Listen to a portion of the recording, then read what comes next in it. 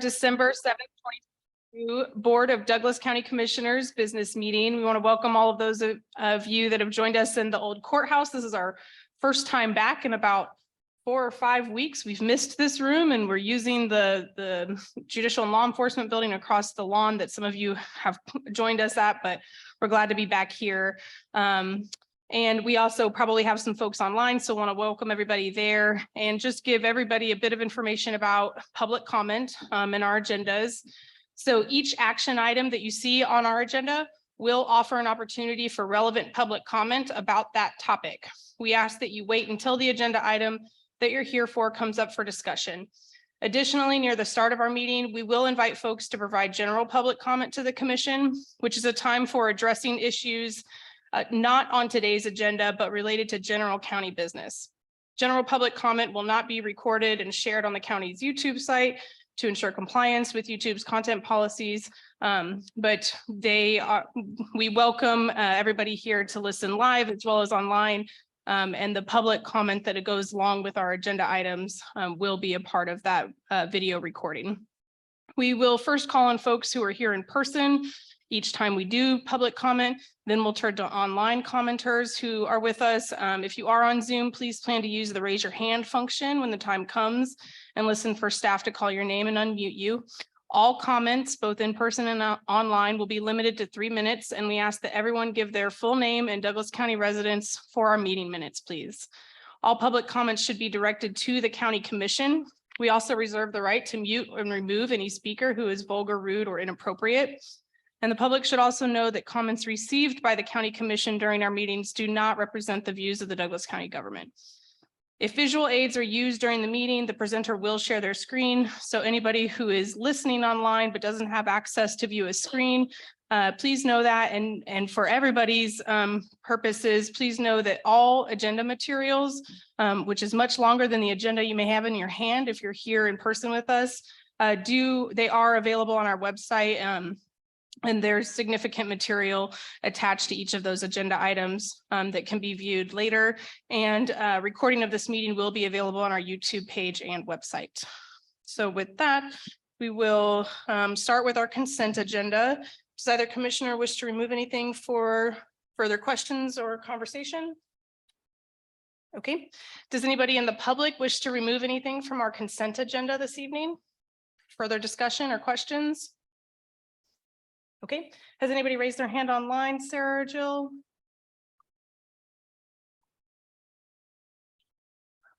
You have someone who's raised their hand online, but it's been raised for a while, so I'm not sure if it's about removing something from consent or public comment. So, okay. Sherilyn, are you come off your mute button and tell? It wasn't about the consent agenda, no. Okay, thank you. Okay, with that, we'll go ahead and close public comment, and I'm available for a motion. Motion to approve consent agenda items 1, 2, 3, and 4. Second. All those in favor? Aye. Great. And with that, we'll go ahead and move on to general public comment. I'll first ask if anybody here in the building would like to provide general public comment about anything that is not on tonight's agenda. I see a hand. Go ahead and come forward. You can come up to the microphone right here, and I believe, is it already on? It's already on, so you can just speak right into the microphone. Commissioners, we're moving the planner into the panel. Mary.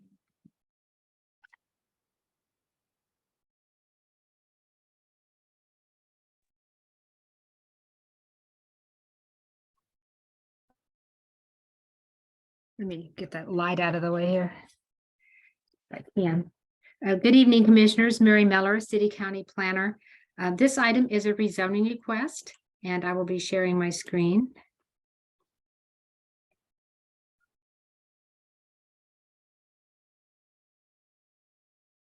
It is a rezoning request for about 15 acres from the General Business District to the Light Industrial District. And this property is located in the southeast corner of the intersection of US Highway 56 and US Highway 59 in the southern part of the county, in the area that's commonly known as Baldwin Junction. The subject properties are shown in black here. The blue area is the 3-mile radius of the city of Baldwin City. They were notified of this application, and their community development director sent us an email indicating that they had no concerns and they did not attend the Joint Planning Commission meeting. The rezoning is being requested to accommodate a warehouse storage area. This would not have a structure, but would be shipping containers stored around the perimeter of the property and then down the middle with access drives in between. This containers may be stacked up to 2 containers high. This is a concept plan showing the type of project being proposed, but the details would be worked out at the site plan stage. And when we look at rezoning requests, we look at the golden factors and the review criteria and the zoning regulations. And one we look at is the proposed use and zoning compatible with the zoning and land use of the nearby area? The figure on the left shows the zonings in the nearby area. There is commercial zoning shown in the US 59 right-of-way. That's just a GIS error, and that will be removed. That's on our work schedule to have our GIS planners remove that. Otherwise, the zoning in the area is primarily agricultural. Ag 1, there's some Ag 2. Adjacent to the subject property, there's Ag 2 zoning that has a residence up near North 300 Road. And then we have general business zoning. And this is developed in the figure to the right. It shows how it's developed. Number 1 is a propane distribution facility that had a site plan a few years ago. This lot number 2 is undeveloped. The third lot had a mini storage facility that came through last year, and I think it was last year, and was approved. It's currently under construction, and the subject property that is looking at the wholesale storage is lot number 4. And so these uses would be compatible with the zoning and land uses in the area. It may be necessary to provide some screening or other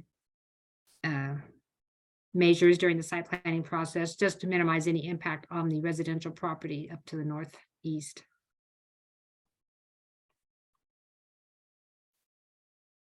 Another thing we look at is the request compatible with the character of the area? If I get that a little bit further up. And this shows a general about 1 mile from the subject property. And we used Highway 59 and Highway 56 kind of as the north and west boundaries. And we looked at what is the character of the area. And primarily it's agricultural. It's agricultural, and there are residential uses along the highways, primarily in the southern portion. And then there are non-residential uses in the area as well, and these are marked. Number 1 is a Frontier Farm Credit Union or credit office. Number 2 is that propane distribution. 3 is the mini storage facility. 4 is a commercial greenhouse. 5 is a communication tower. 6 is a small building for utilities. I think it's for Evergy, but I could be wrong. And 7 is a laydown yard or construction, kind of a yard for KDOT. They store the materials and equipment there. So the proposed use and the zoning would be compatible with the character of the area, would maintain the character of the area. But as I mentioned, site plans for new projects in this area would need to be reviewed carefully, and additional screening measures or other site elements may be necessary to ensure new developments are compatible with the character of the area. And then we look at the compliance to comprehensive plan. This graphic is a picture from the industrial map 3.3 of Plan 2040, which shows this area designated as an industrial zoning district for industrial development. And the staff report goes through the locational criteria that are listed in the comprehensive plan for industrial zoning, and it is compliant with the locational criteria. The staff report, well, another thing is there is a recommendation in Plan 2040 to protect high quality soils, and those are class 1 and 2 soils. And some are present on the site. However, as the property is currently zoned for commercial uses, and it's unlikely that this property would be returned to agricultural uses following development, this criteria is not applicable or not possible to be met. And so it will not have the protection of class 1 and 2 soils. And then we look at other criteria. What is the suitability of the property to uses to which it's restricted? It is well suited to uses both allowed in the commercial and industrial district. How long has the property been vacant as zoned? The property was zoned general business in 2009. It was in the works for quite a few years. The rezoning was meant to accommodate commercial development when Highway 59 was reconfigured. Some commercial businesses were lost with the reconfiguration. But the property did not develop until 2022. And that's, I'm talking about the subject properties in this rezoning. The propane distribution facility did develop earlier. And so the site plan for the mini storage facility was approved for the center lot. No development has been proposed for the northern lot yet. And then we have the warehouse storage use being proposed for the southern lot. We look at whether or not the rezoning would detrimentally impact nearby properties. The travel distance from the site to the highway is very short. It would just be on the frontage road, and any negative impacts should be mitigated with measures placed on the project with the site plan review, primarily screening and other measures. Site plans require public notification and action by the Board of County Commissioners. The property does contain prime farmland, which is environmentally sensitive land. This feature is intended to be protected so that high quality agricultural land or potentially productive agricultural land could be maintained. However, as this property currently has commercial zoning and the request is being made to the industrial district, the preservation of prime farmland would not serve its purpose. So prime farmland will be utilized with the development of this property. And then what would be the gain to the public with the denial of the request?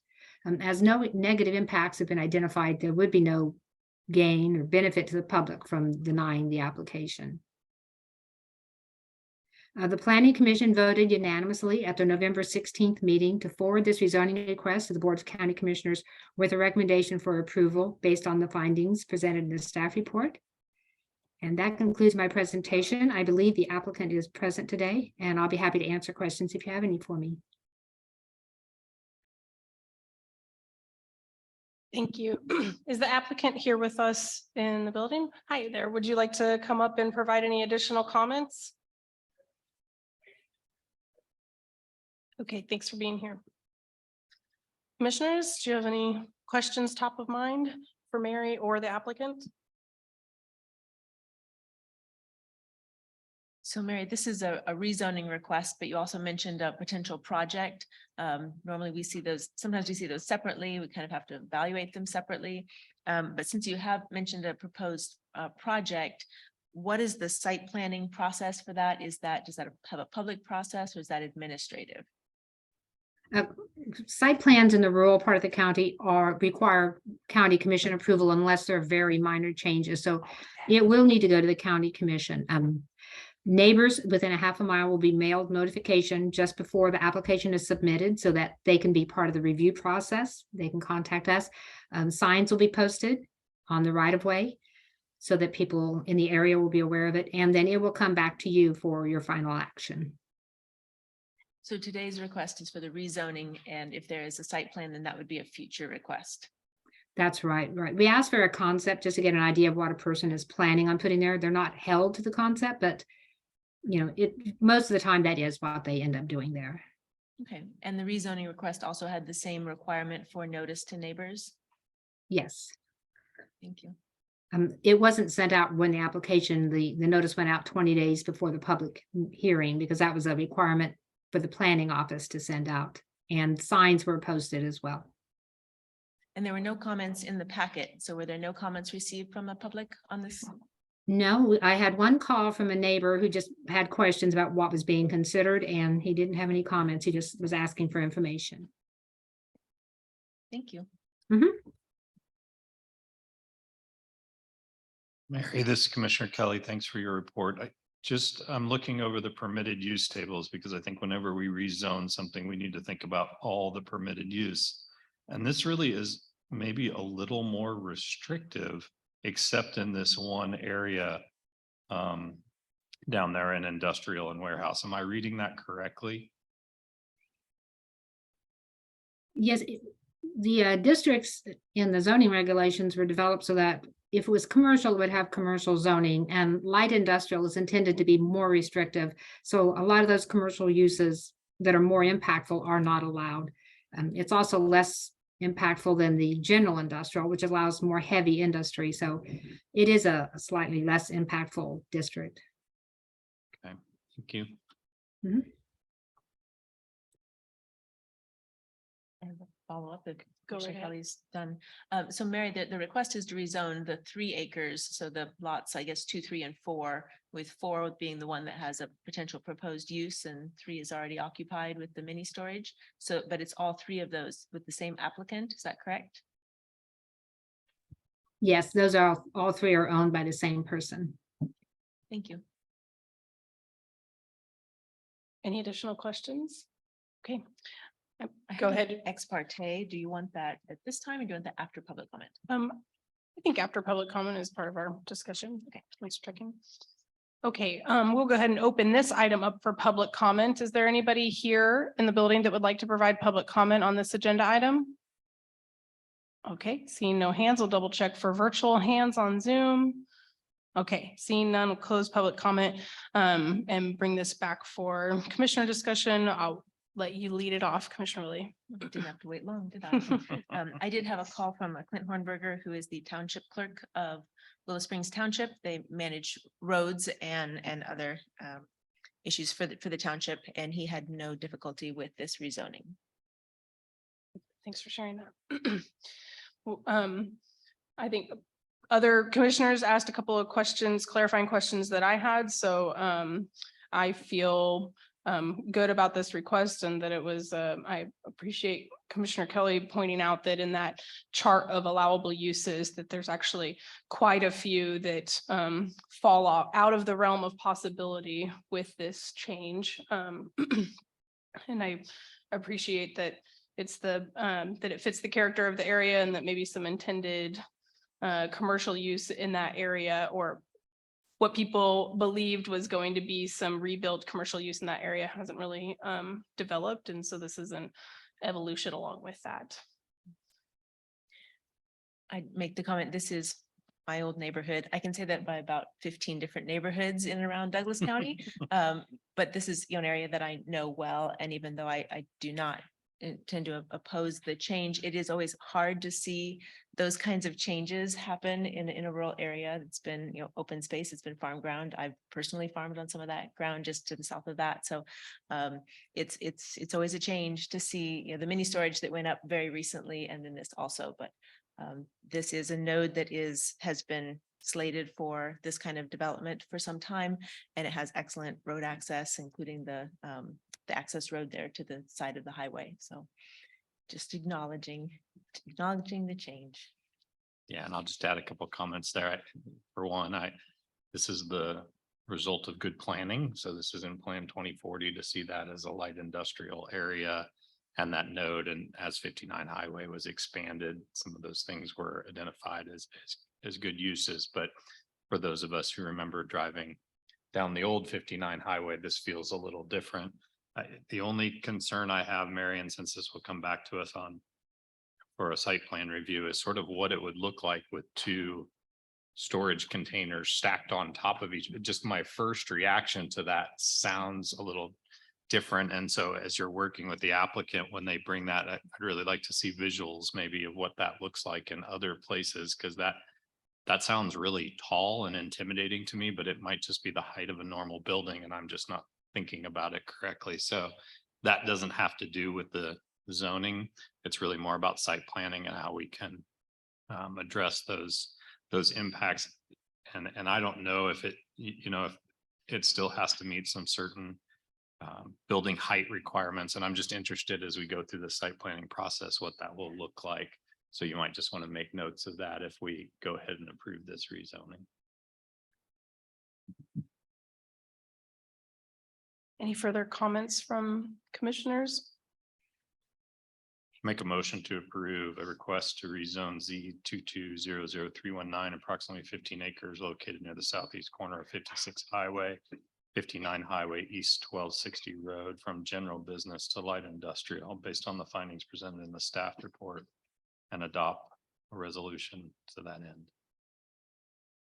Second, all those in favor? Aye. Great. Thank you, Mary. Thank you also for being here. Okay, with that, we'll move on to item 3.2. And Monty, cue you up. Or maybe Sarah, Sarah, do you have anything to say? I just wanted to introduce Monty Solkup, who's with KU Endowment, who's going to be here to talk us through this TIF district. And I do believe that Britt Crumkano with City of Lawrence Economic Development Office is available online if there are questions for the commission. You need some help? Yeah, I'm not seeing where the presentations. Okay. pulled up here. Sorry.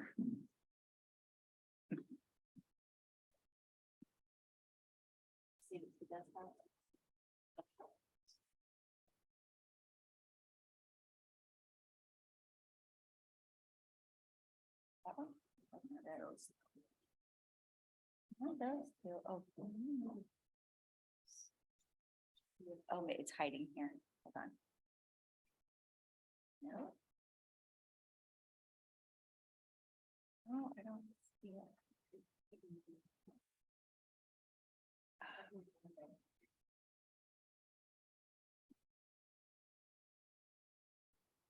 I mean, I can pull it up in the packet. I can do that too.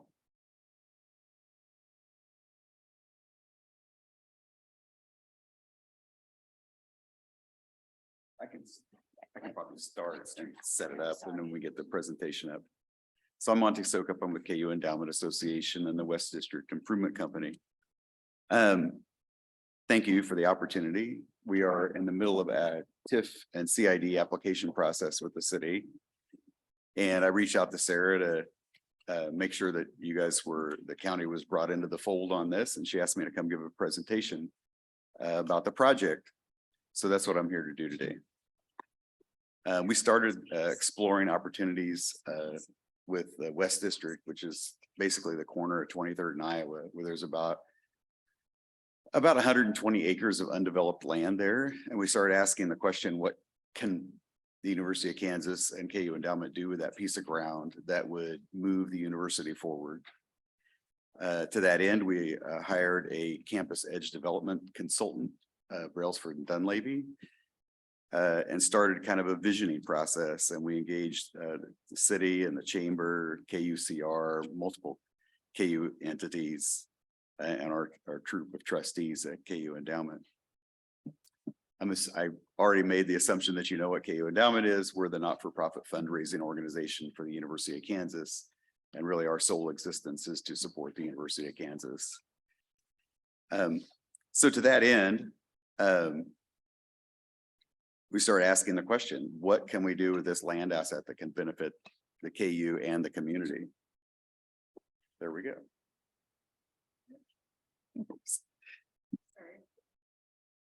So through that visioning, we came up with basically an overall plan purpose, and that was to attract researchers and companies that align with the research at KU that would then bring research dollars and jobs to the University of Kansas and Lawrence. As you know, we had the what used to be the Bioscience and Technology Business Center, which is now rebranded as KU Innovation Park. That entity resides in this district. They have about I can hardly read on my paper here, about 60 different companies that reside in those 3 buildings, about 500 plus jobs that they have there. And it's been a really incredible partnership between the city and the county and the university that has brought research and jobs to this area. So really our project then. I'll still need you to talk into the microphone. Oh, yeah, I'll bring it over.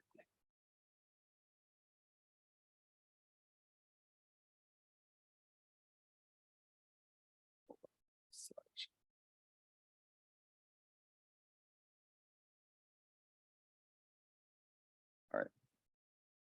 So they have 529 or 590 direct jobs there with a combined annual payroll of about $35.5 million.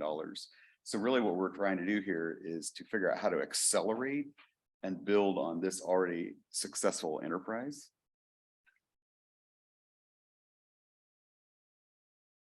boy, this is tricky. Okay. So then we started looking at outcomes. So we want to be tied to KU. We want to control the edge condition, the architectural standards and placemaking and branding. Obviously, we respond to the KU alumni donors in the community and also the greater community, and ultimately have an economic impact. To do that, what we quickly realized is that what we have there is really a research park. People drive there, they do their research, they leave.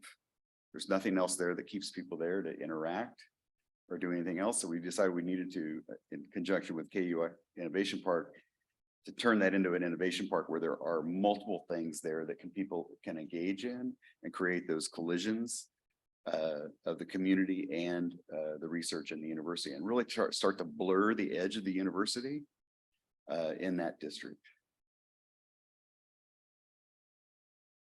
To do that, we started with a real estate strategy.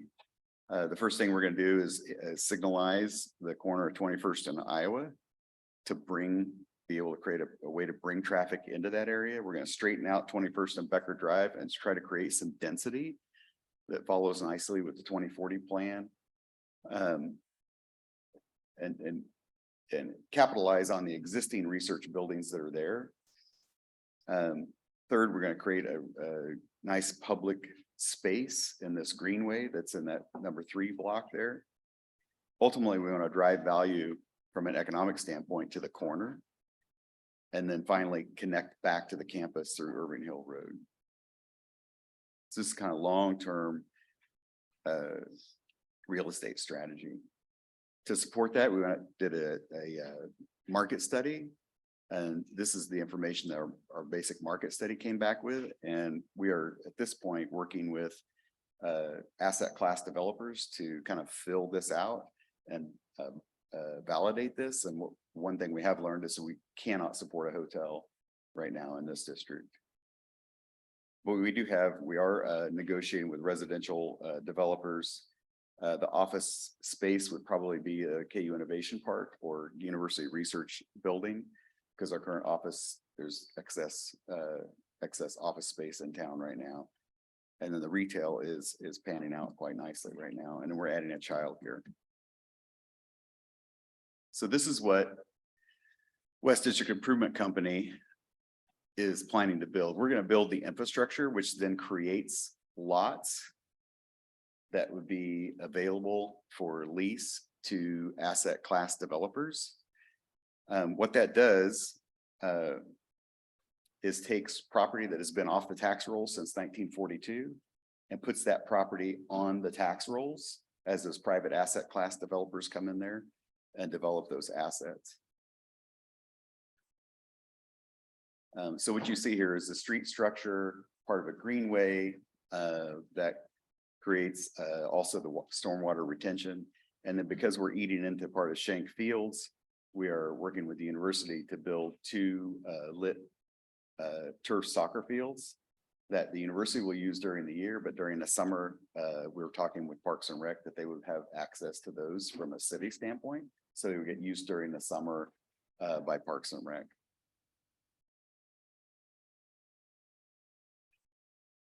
This is the infrastructure plan, and this is really where we started talking about tax increment financing and CID districts. As we went through this, we learned that started planning, and when you plan, you have to plan for a full build out. And this is about 120 acres of build out. So we learned that their stormwater retention was already at capacity. So we're going to be building basically a 4.5 acre pond that'll be an amenity during the day, but it'll have free board to accept all of our stormwater runoff so we can meet our code requirements, an agreement with the city of not providing any additional runoff off the site than what would normally would have been in 1995, I think, when that agreement was established.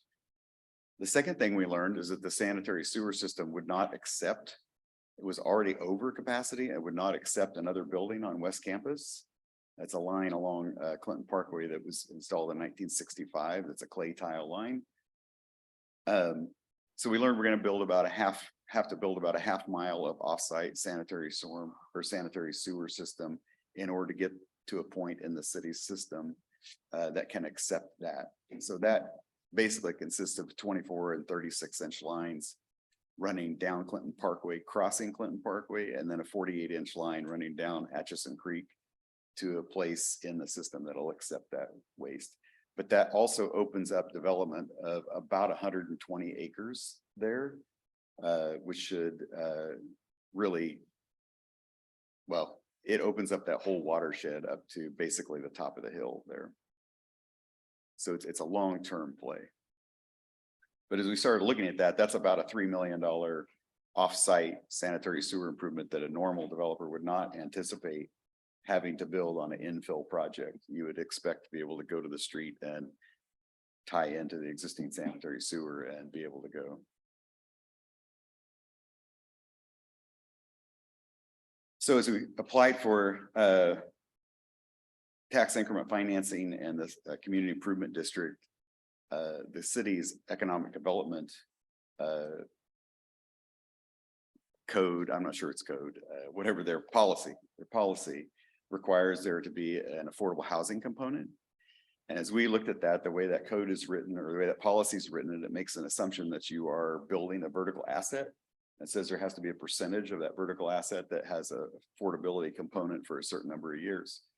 But we're not building any vertical assets, so we had to look at an alternate way to do that.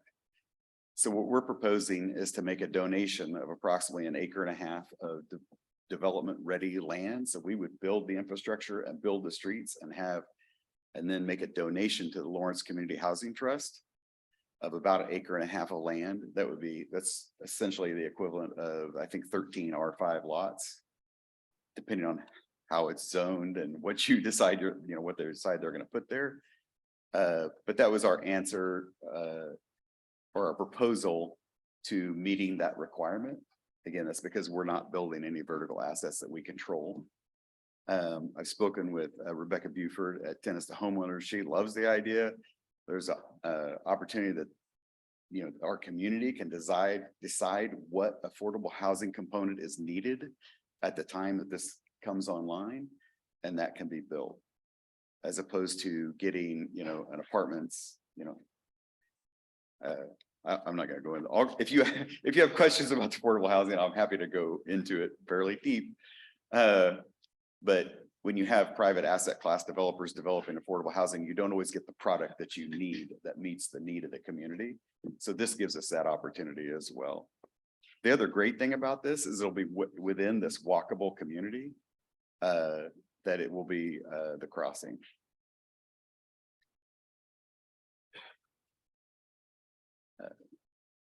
So that the general area, as you saw, we're developing this infrastructure here in the first phase.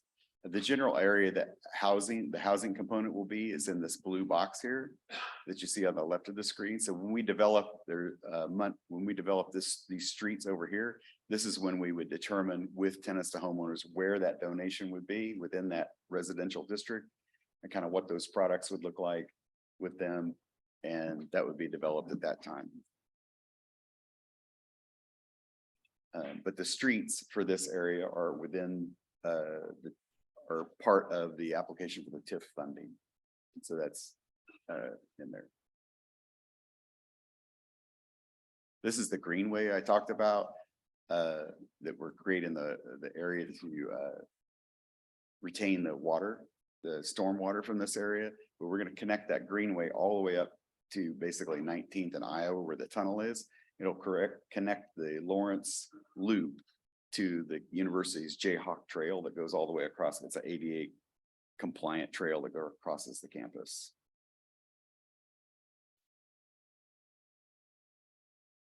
This is that 21st Street section I talked about. In this first area here, this is basically what I would call a suburban development in this area because there isn't the density where you go from a car culture to a walking culture. So the first couple, the first few block, I guess first block of that would really kind of transition you from this car culture down here when you get to the second and third blocks back to a walking culture, where we'd have that higher density, zero setbacks on the building and mixed use buildings. So you'd have basically activated street fronts for about 2 blocks. And then also apartment housing incorporated in there as well. So this is just a street level view of what that might look like. Again, it's something people in Lawrence are familiar with. About a 60-foot wide street with on-street parking, 15 to 18-foot deep sidewalks for a generous pedestrian area, and then zero setback on the commercial buildings. And what you're looking at here would be private taxable buildings on the left, and typically university and KU Innovation Park buildings on the right. Although we're working with them to do mixed use, so we have an activated street in this area. This just depicts the asset classes. So we're looking at the red buildings being retail and entertainment. This large box, we're working with a grocery store to try to bring a grocery component to this development. These two orangish yellow buildings would be the first housing products. Those would be a high density apartment complex that's highly amenitized with parking garages. And then this purple box over here is daycare.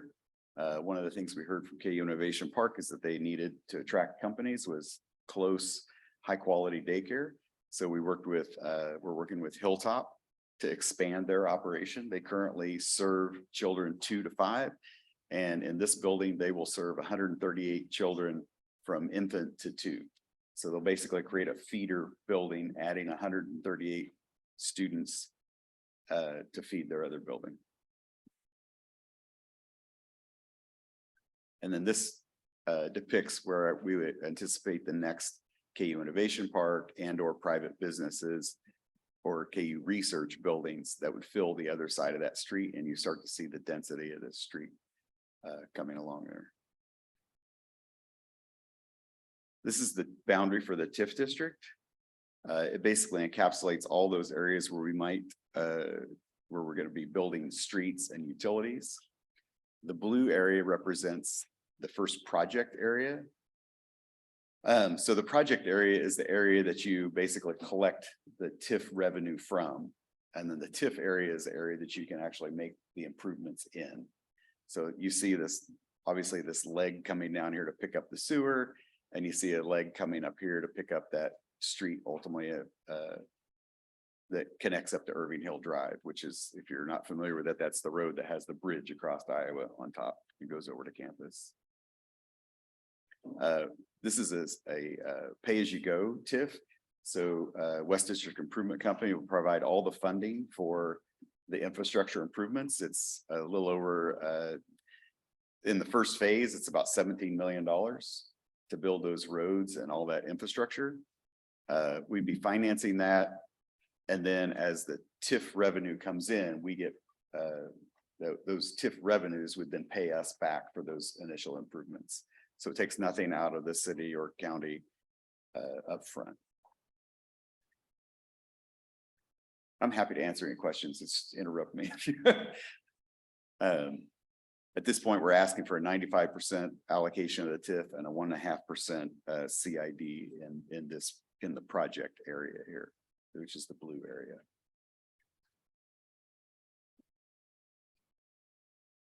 Okay, so this kind of brings us back to kind of the tenets of the project.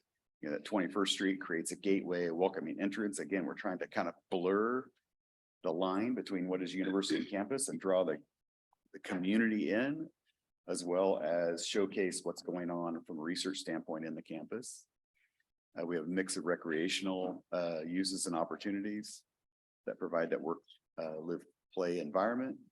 Again, we connect back to the main campus, and we're going to provide a diverse use of resources and that strategically positions KU to take advantage, you know, of innovation and their research.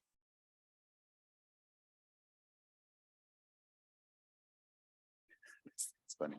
So this is a rendering, you know, looking at the corner of 21st and Iowa, looking down 21st Street and Becker into the development. At basically phase 1 build out, and you see the grocery store here and buildings lining those streets and creating that streetway, and up here the residential components. And I think that's all I have. I'm happy to answer any questions. Can you stop sharing one? Can you stop sharing your screen? Oh, sure. We'll take public comment later. Thank you, Monty. So I think one of my first questions is, I think I heard you say it's 120 acre total, and maybe you said this before and I missed it. Can you tell us roughly what the green space area will be, commercial development and residential development, like what the breakout of that 120 acres is? Well, yeah, so about a third of the 120 acres is just really the hillside, which is going to be really hard to, do anything of any density and development. So that'll probably remain green space. So about a third of that. Really, we're trying to keep that area south of Becker Drive and east of Crestline. So it's bordered by Becker Drive, Iowa, 23rd and Crestline, and that would be the commercial, primarily the commercial and high density residential area. When you mentioned the high density residential, that's looks like, it's along that street in the Right. rendering you just showed us with the commercial Mhm. buildings, that's market rate. That is all market rate Okay, in that area. Yeah. and you're emphasizing high density. Can you just mention to me why you're emphasizing that, and also what the, well, I suppose the land donation, whoever develops that, it's up to them whether or not they're asking for high density or how the city's land development code might Right. change. And that but- would be either tenants to homeowners or Habitat, because it would go into the land trust. So that would be them guiding that development. So high density, basically, we're looking at about in that first parcel, well, if you look at both of those units, that's about 400 units, apartment units, All rental All and rental. ownership, all rental. all Okay. rented. Yeah, and that'd be market rate. It's probably going to be a wrapped project where you have a parking garage in the middle and wrapped around, so you don't have surface parking spread out like garden apartments. You typically see a lot of your property eaten up with surface parking. This parking would be encapsulated within the structure itself. Okay. More like something you would think of seeing on the plaza. Or this, yeah, basically like stuff that's being developed around the plaza and UMKC area. And you mentioned being in preliminary conversations about bringing a grocery store. So it sounds like you're talking maybe to somebody specific, and I'm not asking you to disclose that, but it makes me curious kind of how how far along those sort of conversations with potential companies coming in Right. to occupy that land. Mhm. And if you can give a sense of, will those be new to our community or expansion of companies that are already in our community? Or here's what I'm really getting Right. at. What's Are- new? Yes, and is somebody else that owns a building elsewhere in our community paying property taxes going to potentially feel incentivized to come occupy space in this TIF district and have taxes abated? So the answer is yes in both. Okay, But so we're talking to obviously a grocer. This store would be a new store. The apartment with them, we're working towards a letter of intent with them. I mean, we've reached out to literally 13 different grocers. We're using Area Real Estate Advisors out of Kansas City, which is a real estate brokerage firm that does a lot of work in this area. So we're down to working with one, and we're working around site plans right now and making sure that all works. So we're making very good progress there. Our housing component, we are working on developing leases with them and operating agreements. So we're very close on inking a deal on that. We have interest from 4 different banks, probably 3 fast food restaurants, and two coffee concepts that are not in this area, not even in this state. And we're also, there's interest from local companies here that have places. Both of them that I've talked to, and I'm not gonna say who, Sure. but both of them want to do different concepts than what they're doing currently. They're not moving. They would create new local concepts for this area. So there's a tremendous amount of interest. I don't think we'll have trouble, getting the first phase. Beyond that, Lawrence has a slow absorption rate for this kind of, for new kinds of products. But if, I don't know, we'll just name a name. If McDonald's down the street decided they wanted to move here and vacate, I can't, Commissioner, they're not asking that right now, but if somebody decided to do that, I mean, I don't know that I would turn them away. can I but- follow up on that question Yeah. just a little bit? So let's say you use McDonald's, right? Mhm. Let's say McDonald's was, I don't know, on 23rd Street. Right. And moved down to the crossing. Mhm. They would still be paying property taxes at that new location. Yes, It's just that the property taxes would be going to the developer to reduce to Right. reimburse for the cost of the the infrastructure. infrastructure. Yeah. It wouldn't be that they would be going, the attraction is not move from your current location where you're paying property taxes to a Right. place where you're not paying property taxes. And that existing property still would pay property taxes.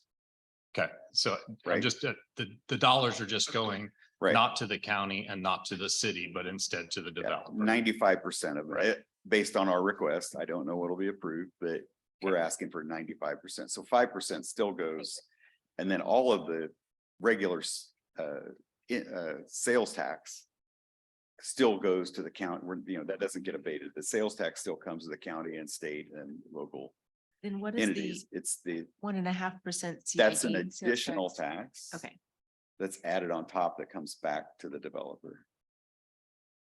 It comes as sales tax, right? It comes Monty? as It's a- sales tax. it's So an if you go to additional sales Kohl's, tax. if you go to Kohl's is in a CID district. And you pay, I don't know, if it's 9% in town, you're paying 10 or 10.5% there. Same thing if you go to Cabela's, you're paying they have a CID district as well. Other questions from commissioners? I'll have a couple. Mhm. So this has gone to the city commission. So their regulations about like needing an affordable housing component. Right. They've accepted this 1.5 acres of land donation to the Lawrence Community Trust. They Land have not Trust. yet. Okay, So there's Britt, you might help me with the acronym for this meeting on the 16th. would that be PERC, Yeah. PIRC? Yeah. Yeah. Yeah, with the TIF, there's actually two steps. The first step is creating the actual district, which is defining the boundaries. So far, that's all that's been done. The second step would be considering the project area plan. And that's where we would get into all the details of a development agreement and, what percentages we would provide, what the caps would be. So that has to be reviewed first by the Public Incentives Review Committee. We have a meeting scheduled on the 16th of December, and then it'll come back to the City Commission so that they consider the project area 1 plan and the financials all around that. This may be a question for Britt. So what I was leading Sure. up to is what is the process here? And it seems strange that that the county commission is at this point in the process instead of after PERC when we have a few more answers. So, but maybe Britt wants to answer that. I'm not sure I quite heard you, Commissioner. I can answer that, I Um, think.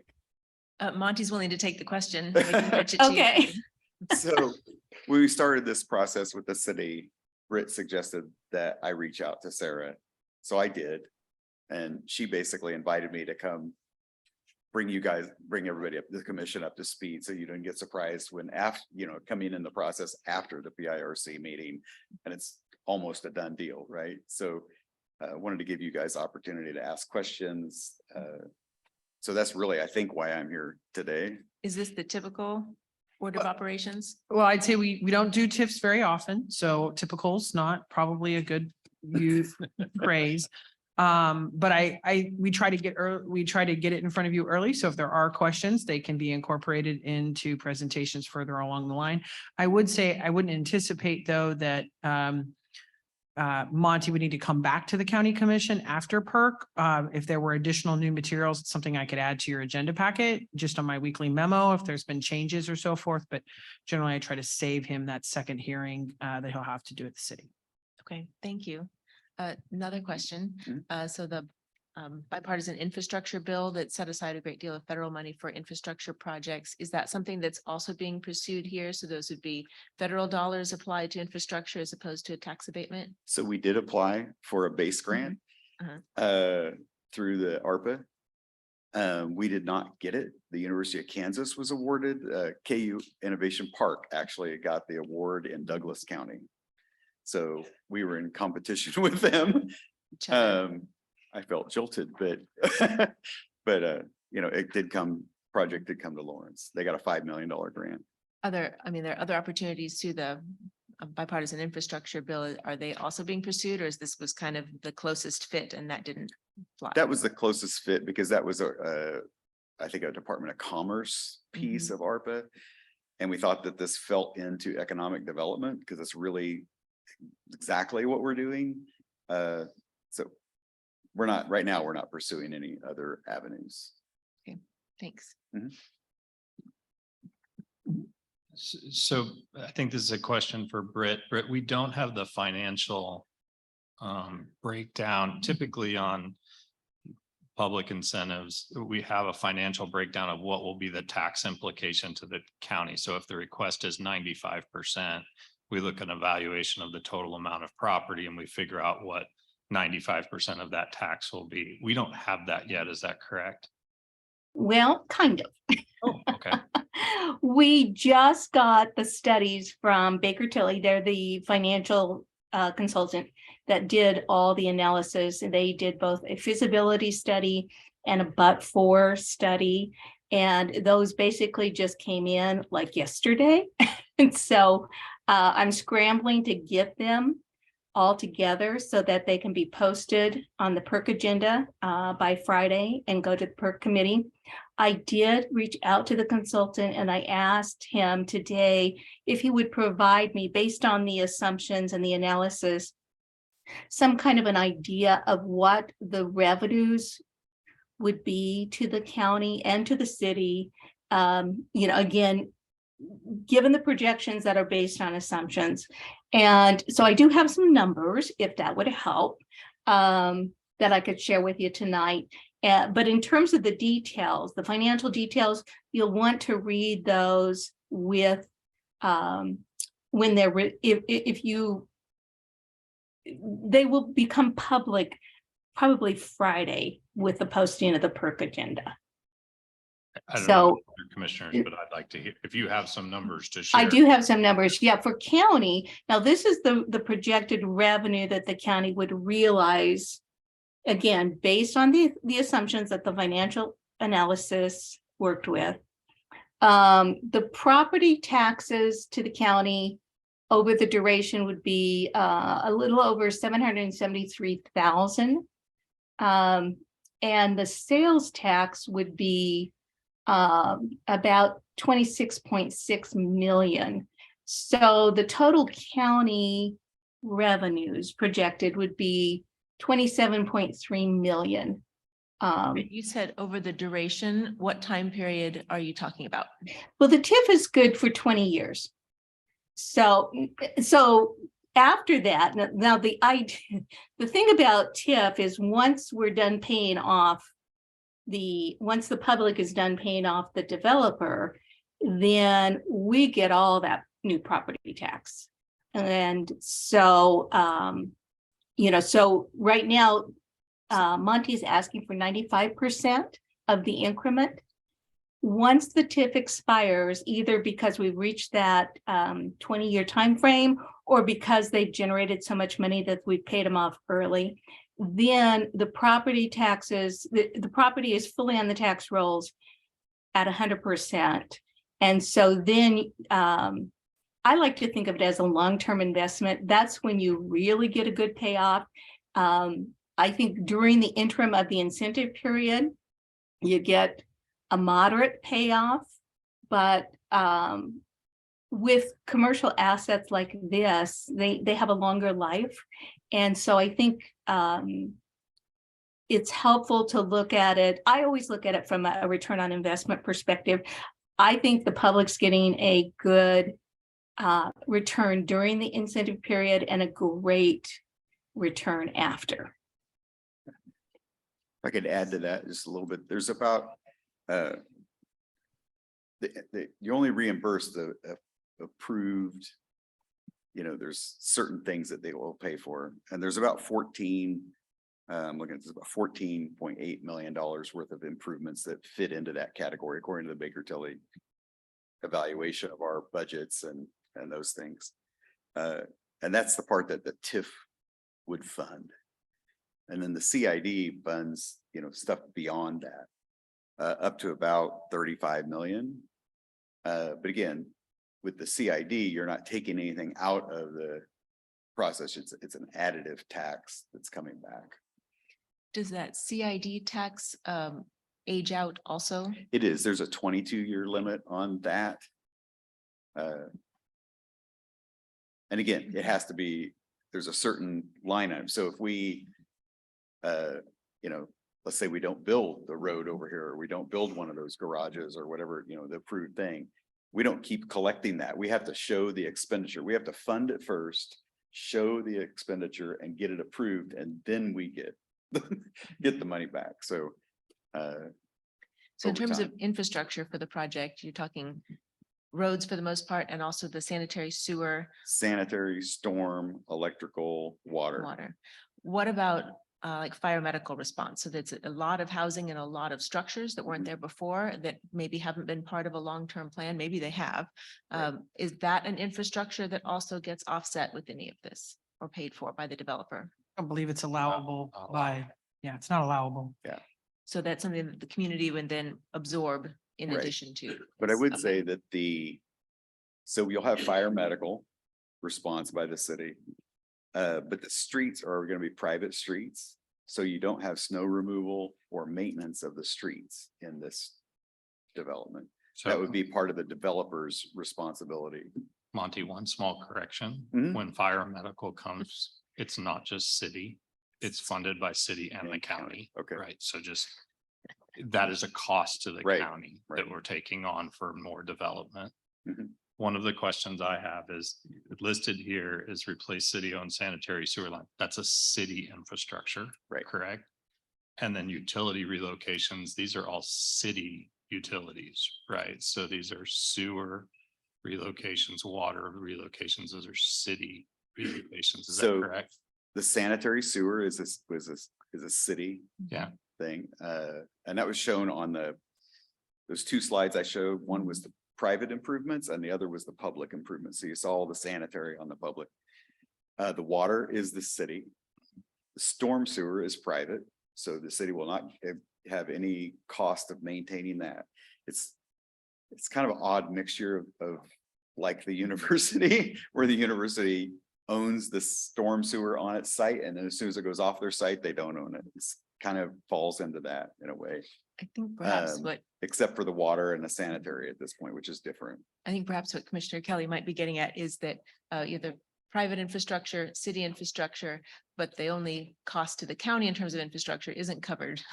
Isn't covered. in Is the fire proposal. and water, It's the fire. it's the medical part of fire medical. Right. Yeah. Yeah. So just without numbers, it's hard to evaluate a project. And I know that those Right. are coming. So Right. I have a few more questions unless ahead. you do. No, So you're good. typically, when we're looking at public incentives, we're looking for the demand within the area, right? So do we have a high number of retail jobs that are needed in this area? I mean, so if we're bringing retail, so if we bring a manufacturer to the area, Right. we're saying that the number of jobs and the wages that they pay are going to help everybody in Douglas County do better. Do you have data on that? Is that coming to us? I don't have data on that. The purpose of the development, again, Mhm. is to drive those jobs to KU Innovation Park. So we're gonna bring you know, the food service and that kind of stuff, certainly, but the objective is really to make the KU Innovation Park more attractive to draw other companies that are those, you know, tier one companies. And we know this, but if you'll Yeah. share this with the public, does the county collect any taxes at KU Innovation Park? That I don't know. They don't collect real estate because they're exempt from that. We don't. We I don't, doubt we they don't, do. yes. The easy So we answer. don't collect I can't any think of it. taxes from KU Innovation Park. So if we're driving business to a thing that we don't collect taxes on. Right. We're being asked to provide an incentives to something that will bring very little return for us on that. Does that make sense? It does. Okay. Though I think So, the yeah. piece of that, if you were going to take it, I'll let you. No, go ahead. Is that as these other retail pieces and residential pieces come on board, they are taxable. Right. And that's why the TIF is able to help pay back Right. some of that infrastructure, but eventually they Right. do hit our tax rolls Yeah. in ways that KU Innovation Park itself does not. Right. So we're taking ground that's been taxable since not taxable since 1942 and trying to put it on the tax rolls. Appreciate that. Just a few, just a few more questions. So I think one of the bits of excitement around this project, and there's a lot that's really exciting, is early childhood center. Have you done any needs analysis on the amount of space we currently have available for early childhood in Douglas County? I mean, is this fitting a need that there's not enough space for? I mean, we are familiar with a project up by Right. the hospital. That's a large early childhood development space. We've also through ARPA funding provided some support for Kennedy Elementary, which is now an early childhood development space. Here's another one. How did you all get to that was something that you needed and was a thing to get a tax incentive for? So when we started the project, KU Innovation Park is the one that said, every company that comes here, we're missing high quality, you know, private childcare. So we did this over at the Med Center in Kansas City. We went out and found a market provider to provide that service over there because there was demand. Here, we really relied on the KU Innovation Park to tell us that there was this high demand. And then we went to Hilltop and said, we want to give you the first opportunity. And they were like, we would love to expand because they have a long wait list to get into their facility. And they're always being asked about early childhood because they only do 2 to 5 right now. And this is a huge missing, you know, for that cohort to come through.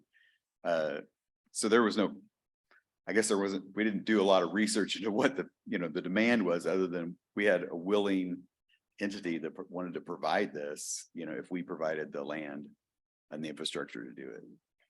The Community Children's Center, which is one of our community partners, does have those numbers. I would be afraid to try and pull them out of my brain at the moment.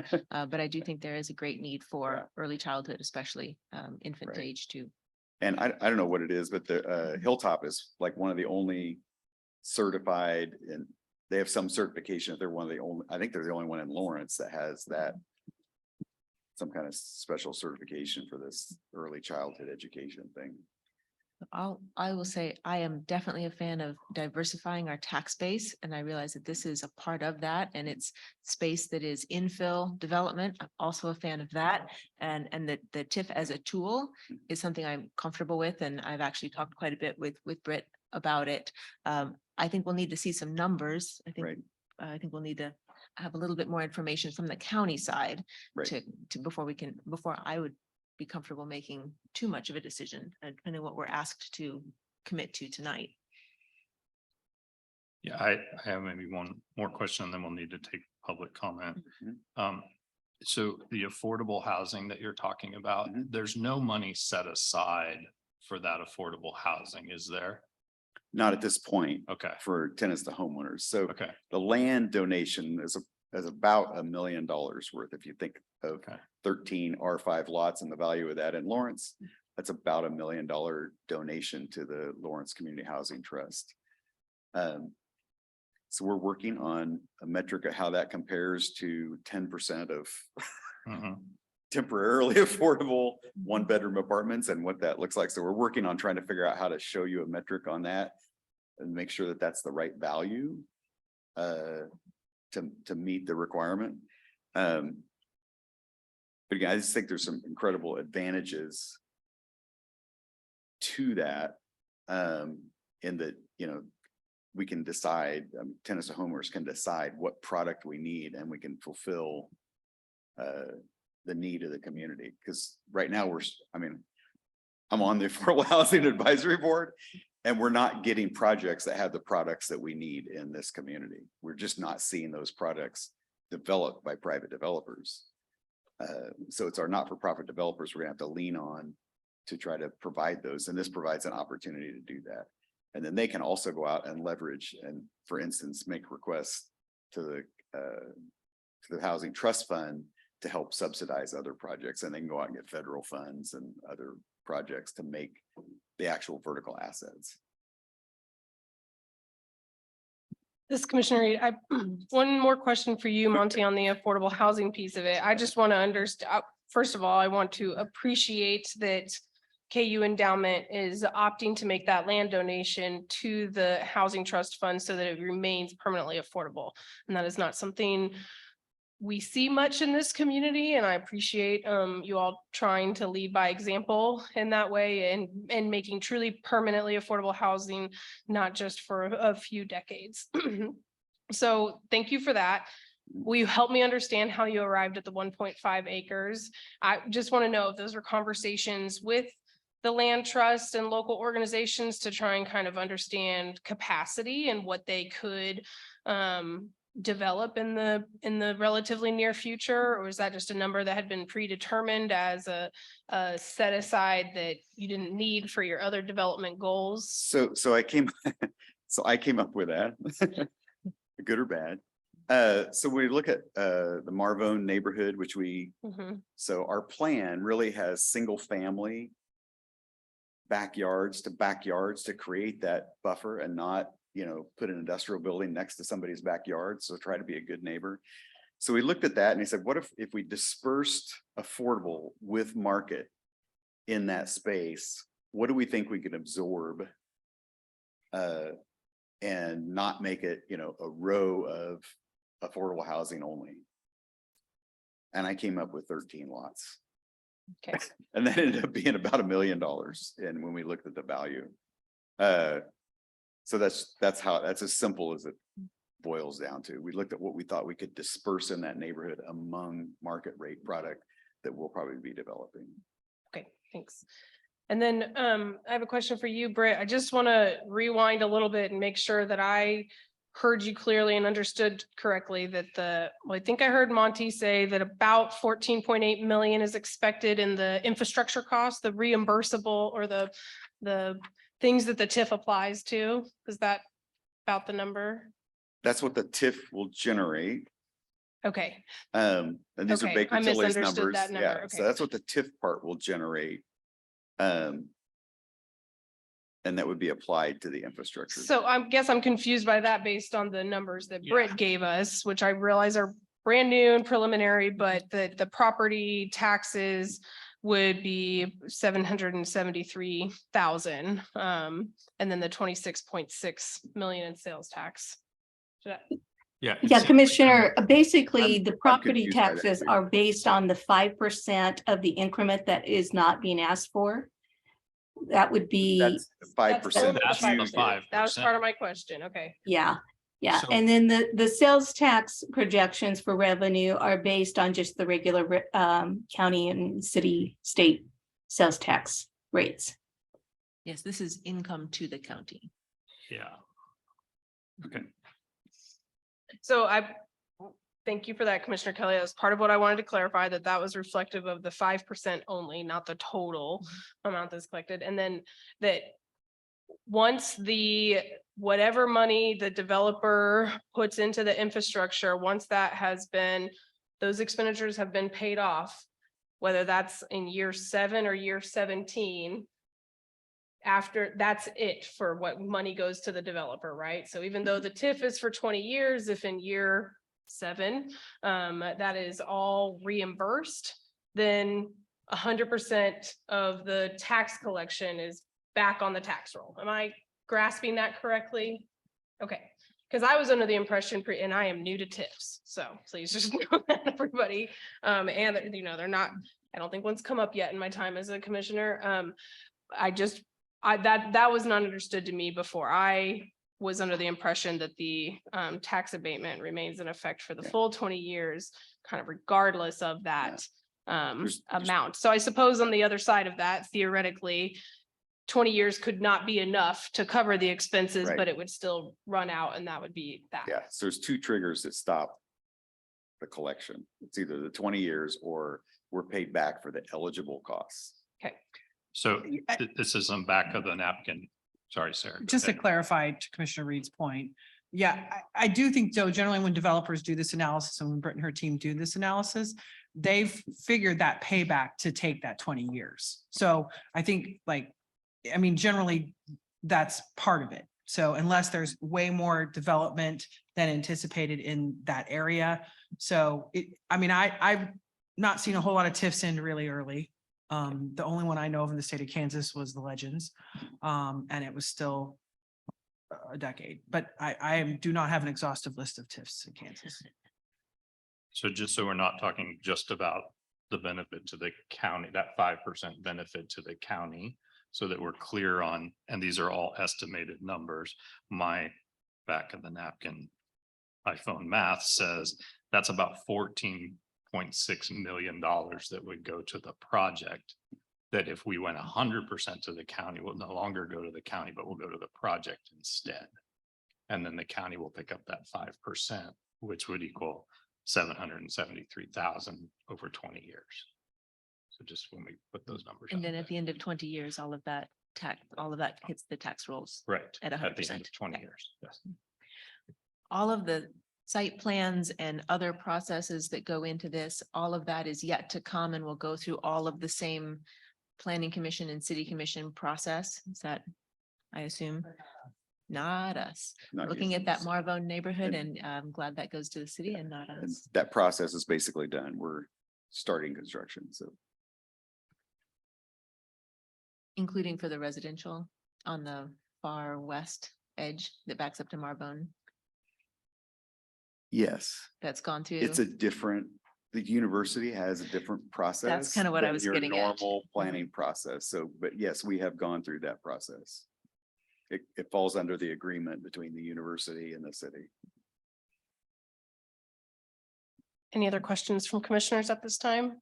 Oh, I'll have more later. Okay, we'll go ahead and open this up for public comment. Is there anybody here who wishes to provide public comment on this item? Thank you. Thank you, Monty. Monty. Yeah. Yeah, you're welcome to come up. You can provide public comment and we can redirect the question to him later. But you do need to come say it on the record, please.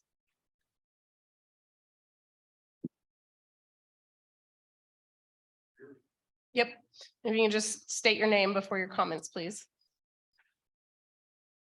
My name's Dan Cady, and I live basically at Clinton Parkway and Lawrence Avenue.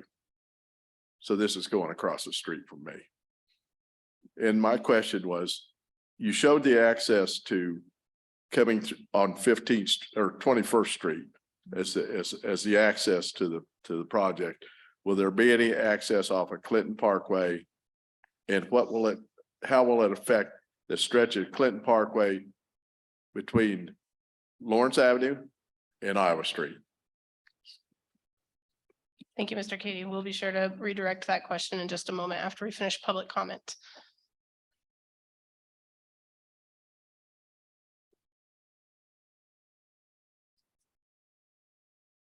My name is Linda Campbell. I didn't come here to talk about this, but I am so appalled at the presentation that we just witnessed by a professional who had no figures, no finance to present to you with the information of why this is going to be a financially good for our city.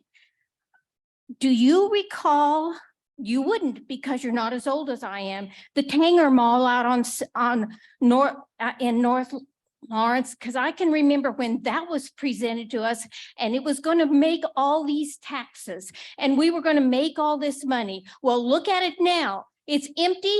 And you all are not business people. You do not understand how hard it is to hire people, how hard it is to run a business, how hard it is to make enough money to pay your taxes. And I'm supposed to finance a developer who came to you with no figures as to why this was going to be good to this city. I am appalled.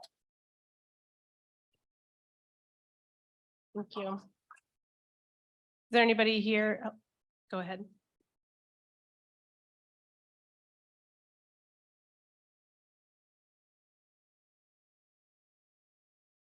Hello, Michelle Eagleman, Lawrence. I'm not here for this either, but I'm glad I heard it. I'm just thinking a couple of things. One is that we have projections and kind of like Mrs. Campbell said, projections don't always pan out. This is a really bad time economically, and the kind of ecosystem that the gentleman is proposing with grocery stores and high rises and all these buildings. I mean, have you looked around downtown? There's a lot of help wanted ads. There's a lot of empty storefronts. And I remember, and I thought this was still a thing, that we wanted people to go downtown. And we wanted people to go downtown and spend their money down there. There's business parks in this town. There are plenty of parks, green spaces. There are homes that offer home daycare that we're taking potentially from.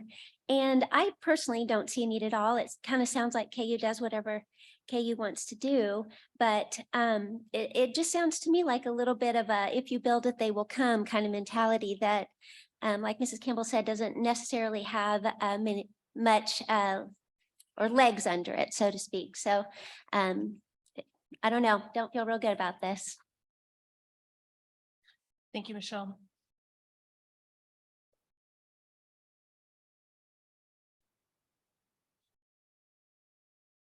Hello, my name is Dustin Stumbling Bear. I ran for Lawrence City Commission back in 2017. And during that time, there was a TIF discussion for the mixed use building of a downtown grocery store and apartment buildings above it with a worked in affordable housing component. That TIF, what you heard from Ms. Campbell, that's actually pretty calm from what I heard when I was knocking doors all across Lawrence regarding TIFs in Lawrence. There's a lot of misunderstanding regarding how those processes work and how this whole thing is funded. But at the same time, I kind of agree with that. We look at these economic development projects and we get promises, and sometimes those promises don't pan out, and the people are rightly angry with this process. And I think back to last night, I was at the Lawrence City Commission meeting, and Monty made a presentation literally right before the CCC made a presentation regarding the needs of our community for childcare. So I kind of find it odd that they can sit in the same room and not talk to each other and get information passed back and forth between one another. I like the idea of this project. I'm big on infill also. That's why I supported the downtown grocery store and apartment building. But at the same time, we have to look at the whole of this project. I know you're all going to do that. So thank you. Thank you, Dustin. Anybody else here who would like to provide public comment on this item? Okay, seeing no hands in the building, we'll double check if anybody has raised their hand on Zoom. Thanks, Sarah.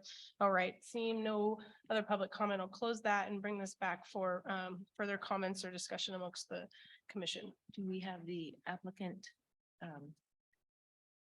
respond to public comment? Oh. Okay. We have questions for him. I will go ahead and ask Monty to just address that question about road access and whether or not the 21st Street entrance will be the only is planned to be the only street. Yeah, so there are two existing entrances onto this parcel. It's at 21st Street and at Crestline. They're both signalized, and those are the two entrances that have been approved. The traffic study was done with Kansas Department of Transportation because Iowa is a state highway. And so we did a traffic study. It covered a large area. And those are the two access points that were approved for the project, and they're existing access points. Okay, thank you for clarifying. Mr. Millie? I think it's worth clarifying that, Sarah had asked for this item very early in the process. That's why not all information is available. That's because so that as we hear more about this, we will not have to absorb it all at once, that this is kind of a first pass. Would that be correct, Sarah? In the total process of the TIF discussion, we have one piece.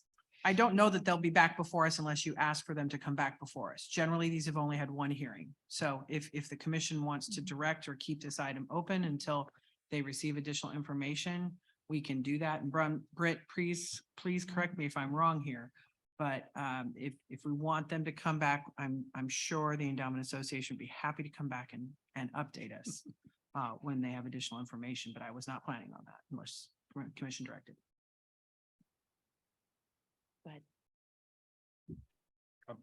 Yeah, I think Sarah, if I heard you right, I think the city and probably KU's team would be very happy to come back and give you a status update and that sort of thing. When it comes to the actual public hearings and actions, that's all dictated by state statute. So that's why Sarah is saying we don't have to come back unless you would ask us to kind of bring you up to speed on it. Commissioner Kelly is part of the Public Incentives Review Committee, which will be meeting on this, and that's the committee that actually digs in to the numbers and really discusses the numbers. So that will be presented on the 16th. And he is also, as the liaison for the county, I think can communicate and share those materials with you. There will be a significant amount of financial studies and materials that will be part of that packet. So there has been, and it's been weeks in terms of the analysis being performed. And again, it is performed by Baker Tilly. This is their specialty. We do usually want a third party to do that analysis. So I'm not privy to all the details, but I see the report and study the report just like everybody else does. Thanks, Britt. I don't know how other commissioners feel, but I would like to see sort of Baker Tilly's analysis and hear Perk's discussion. I'm hoping that this evening can be an opportunity for feedback for Monty as he continues to look at this. I'd like to talk a little bit about, what percentage is the right percent, 95 and 5 is what was proposed to the city, and that's what they're proposing. And so maybe even looking more at the data, we can sort of see like, how that works for the county. I just have some concerns about a lot of the infrastructure costs here are city infrastructure costs. And while I really appreciate our partners at the city, we recently have had a lot of discussions about, well, that's a county road versus a city road, and which thing are we going to fund? And so this is a different way of funding it. We're essentially, holding back those taxes to pay for it. And the other, I'll just stop there and let others sort of chime in a little bit, but I have some more thoughts as we go. the direction you were going is just the direction that I was going. So I make the decisions based on the data that we have not yet been given. So I'm very glad to have that discussion from Perk that we can have the benefit of, and also the data that's coming. And we do look at things, look at different items than the city does, because our infrastructure needs are different, our taxing needs are different. And so many of the items that were brought up by the public are things that the city will hopefully be discussing in more depth, because they fall under their purview and not ours, but ours would be, I think, especially the medical part of fire medical and just kind of that larger discussion about how this impacts the county. And that's not that I am not interested in the project, because I very much am, and I recognize the benefits of it. I just need to know the numbers. I think definitely the evolution of this conversation warrants that we come back and have more conversation when we have more information at the county commission. And so I'm good with the idea that we wait and see how PERC moves forward with the conversation and whether or not there's any material changes to the request. And maybe just some final comments, maybe. Monty, just be thinking about like, what is the benefit to the county? You know, there are things, there's a lot in the presentation about this is what's in the city's strategic plan. And this, you know, and there are things in there that I think are key for Douglas County. I like this project a lot. I'm excited about it, but we need to make sure that it lines up with our county goals if we're providing a tax incentive to KU Endowment and the West Development District, so that as we talk to voters, like if we're not going to spend it on this, you know, how are we going to decide that that's where the value is around it? And I think, you know, when we talk about infill development, that is part of the county's work, right? I think that's something that we look at, but it is mostly a city function of that. And so, you know, affordable housing is mostly a city function. We're sort of on the supportive housing side. So just as we think about those things and where our goals are and how this incentive might line up with the county's goals, I think that would be helpful for me. And I just also want to add and encourage that KU Endowment really consider the full spectrum of economic opportunity that is the idea behind all of the development that will happen here, and the full spectrum of jobs that requires. So we hear a lot of focus on high paying, you know, high wages and high salaries. But I hope that conversation is not overlooking all of the service, the retail service and working class jobs that support those people living in the market rate apartments with the higher paying jobs and the perhaps more expensive childcare that we are. I'm hoping that I believe that this community values this a lot. And so I hope KU Endowment's discussion and search for potential commercial partners in this in particular are looking at companies that take care of their employees and that have good wages for their employees, and that we are not only focusing on the education-based highly skilled high wage jobs that we spend a lot of time talking about in economic development. Any further comments? Sarah, did you have something to add? To say, I don't think we need to take a motion on this. We can just table the item and then we'll bring the agenda item back when they have additional information. And thank you to Britt for being here for extra backup and extra questions. Thank you, Monty. Thank you, Britt. Okay. With that, we will go ahead and move on to item 3.3, which is a presentation about from Chief Llewellyn.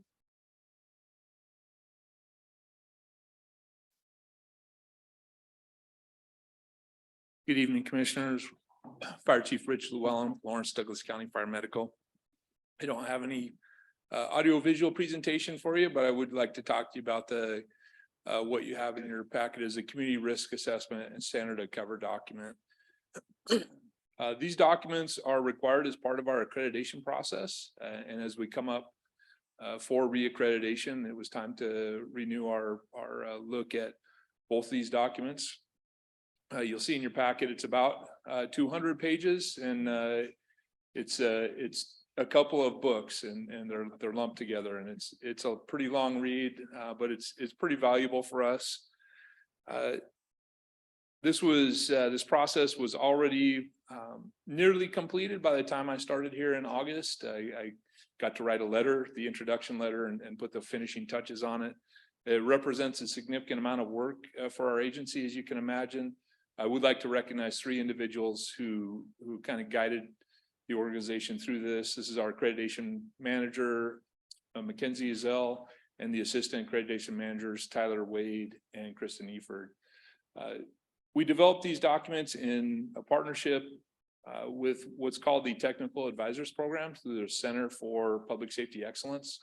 And in partnership, it's a paid partnership. So we did pay them to come and help us develop this document. I'd like to talk to about these as separate documents. We'll kind of talk about what they are and individually. The first is a community risk assessment. And as this name implies, it looks at the overall risk that the Douglas County community faces. It's important for us to look at this, to understand the specific risks that we face here in Douglas County and to look at our history of those risks. We shouldn't spend a lot of time, for example, worrying about tsunamis. My previous job, I had to worry about those, but I came here and now I'm learning about straight line winds and tornadoes. So different hazards that are unique to each area are pretty important to understand. The community risk assessment does a pretty in-depth look at our community and the hazards that it's faced. It talks about a lot of the historic floods we've had. It does talk about the tornadoes that we've experienced here in Douglas County and some of the other issues.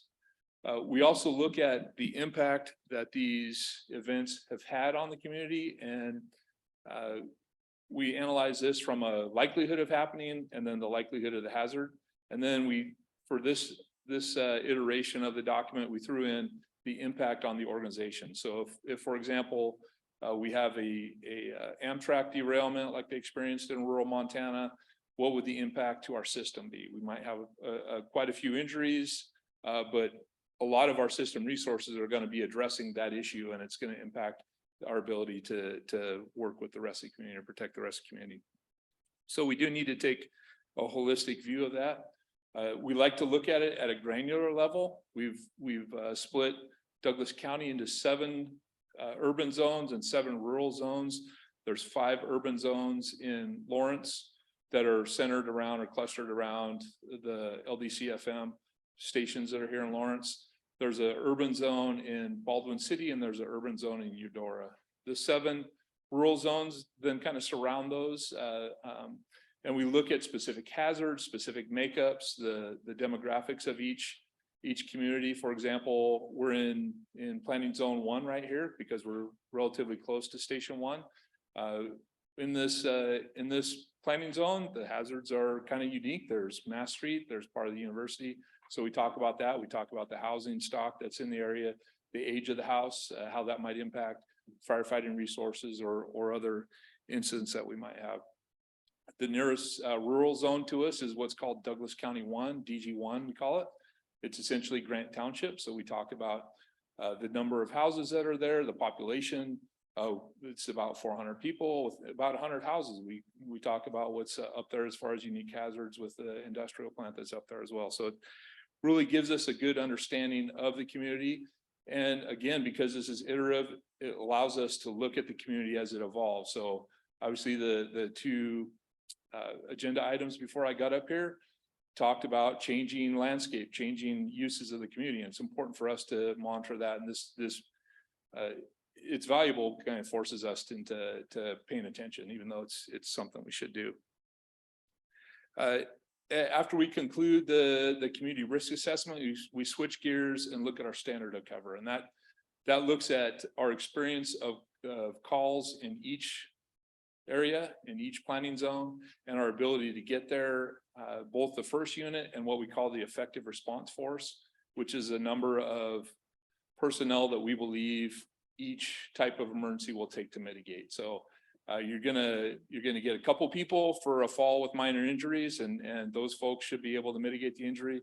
If it's a car wreck or a bus wreck, you're gonna get a whole lot of people there who are required to mitigate the injury. So we analyze each of those events, make sure we can get the effective response force there, make sure we have the right resources going, and then we look at what our times are, and we look at both benchmarks and then actual performance times to measure our performance. And we can look at that over time, see how we're doing. It allows us to see when our response times are changing and perhaps analyze why they're changing. Are there more people there? Is there a changing community use?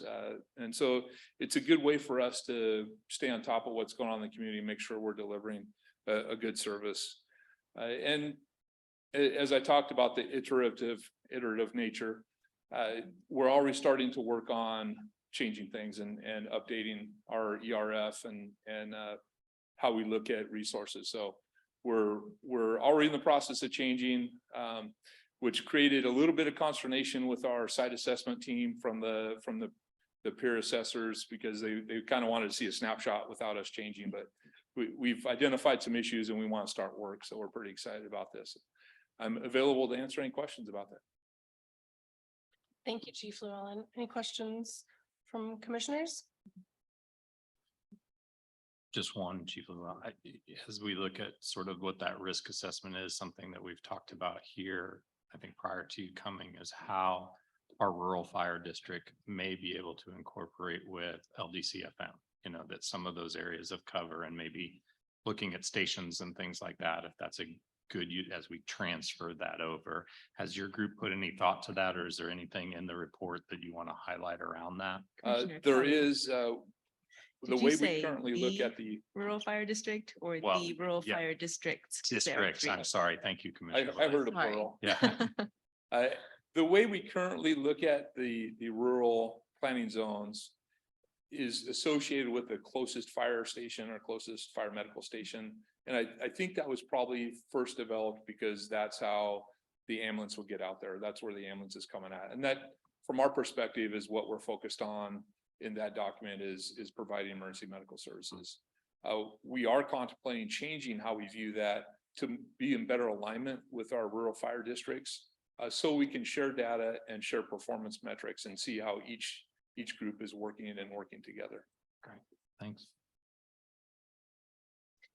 I was just rereading the recommendations included, and one of the recommendations is about analyzing and recommending alternative solutions for non-emergency medical transfers to retain local ambulances. We just expand on that a little bit. I assume we might be talking about the need for people to be transported to hospitals or facilities outside of Douglas County, and that right now LDCFM is doing that because we're the only ambulance provider We are. in the community. We are, and we send resources all over the place to take people to other facilities, to take people home. An example might be to pick up a patient from LMH and take them to a skilled nursing facility in Jefferson County, or to pick up a patient there and take them into one of the hospitals in KC. Oftentimes we're transporting patients that have significant medical or traumatic injuries that need to be seen at a higher level. So we're taking them emergent. I think that's a no-brainer. It's the non-emergent ones taking someone home. And there are a lot of areas to explore as far as alternatives to that, and making sure that the resources that are serving our community here stay in the community and are available to serve. And it may be a cabulance, it might even be a taxi cab. There's times where we might take someone or transport somebody from the hospital because we're the transport agency, where they might be able to get there through an alternative means that you know might be $45 to get someone in a cabulance and get them home. I'm just estimating that number. I don't have much experience with that, but it is an alternative. First of all, good to know the word cabulance Yeah, is a that's thing. I always love a new vocabulary word, so thank you for that. Is it safe to assume that most of those, I mean, some of the examples you just gave are picking up at the local hospital and transporting elsewhere for whatever the reason is? Are there examples of when you're giving non-emergency transport where the source of picking up is not LMH? What I'm trying to understand is how heavily LMH might be relying on LDCFM for those services, and whether or not there's a fee for that service at all. We do bill for medically necessary transports. Okay. But we do experience a lot of those transports from LMH. We're, like you mentioned, the only game in town for that. So if they need somebody to go somewhere, we're the one that gets called. Obligated to add that billing does not pay for the full cost of the service. Sure. Thank you for clarifying. That's sort of what I assumed and want to understand. And I know that, you know, being able to maintain the resources locally and not stretch your capacity is probably the primary goal, but also ensuring that local public funds are going to support support that in a way that is, that if other entities are relying on your services, that there is compensation for that if it is the only option. But to me, more importantly, certainly the notion that your resources are not stretched and spread out over a much larger geographical area than what you are tasked with serving. So Finding alternatives and exploring those is a high priority for us in the coming year. great, glad to hear it. I'll have one follow-up question. One of the things that I think that Lawrence Douglas County Fire Medical hasn't really explored is the partnerships with other counties in terms of the medical response. And when we had the tornado, which you luckily missed, it's in 2018. And the initial accident that came from the tornado was on the edge of the county, and resources couldn't all be deployed outside of town with the tornado headed toward town. But yet there wasn't a mechanism for engaging with Shawnee County or something nearby. So are those discussions that could happen or may be happening? Those are, and I'm actively working on that. One of the things that I found when I got here is that Lawrence and Douglas County are kind of viewed as an island, particularly by the responders in our community. And one example of that, I think an outflow of that is as far as mutual aid agreements are with other organizations. LDCFM only has 3 in place, one with Ottawa, one with Overland Park, and one with Olathe. And we have to change that mindset because we do have neighbors with resources, and we have to be able to talk to them, and we have to get them to come here in a timely manner without having to make phone calls and worry if somebody's actually coming. So we are reaching out to our neighbors. Great, thank you.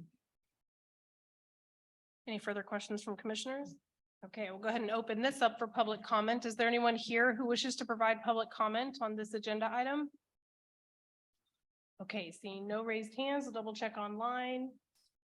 Okay, we'll close public comment and bring this back for any further comments or thoughts from commissioners. Just thank you for sharing this with us. 200 pages of great reading. Thank you very much. You're welcome. Take care. If I just want to add one other compliment for Chief Llewellyn, just really appreciate in his very short tenure here, his ability to embrace some really great ideas about how we all work together better, how we all work with our neighbors and partners together, and how the county EMS portion works really seamlessly with the city fire portion. So I just really want to appreciate Chief Llewellyn and his willingness to actually even bring this before us and his work here in this space. So thank you, Chief. You're welcome. Have a great evening. Thank you, you as well. Okay, with that, we're about 2 hours in, and I'm going to suggest a brief 5-minute break if that's okay with fellow commissioners. And I know lots of you have been waiting here with us patiently. So just take a brief break before getting to our last 2 regular agenda items, give everybody an opportunity to stretch their legs. So I have that we will come back on the record at 7:31. That break and for sticking with us. So we will move on to item 3.4. I see that Sam is up here, ready to kick off the presentation. So I'll turn it over to you. And I need to share my screen on Zoom. Yes. Very good.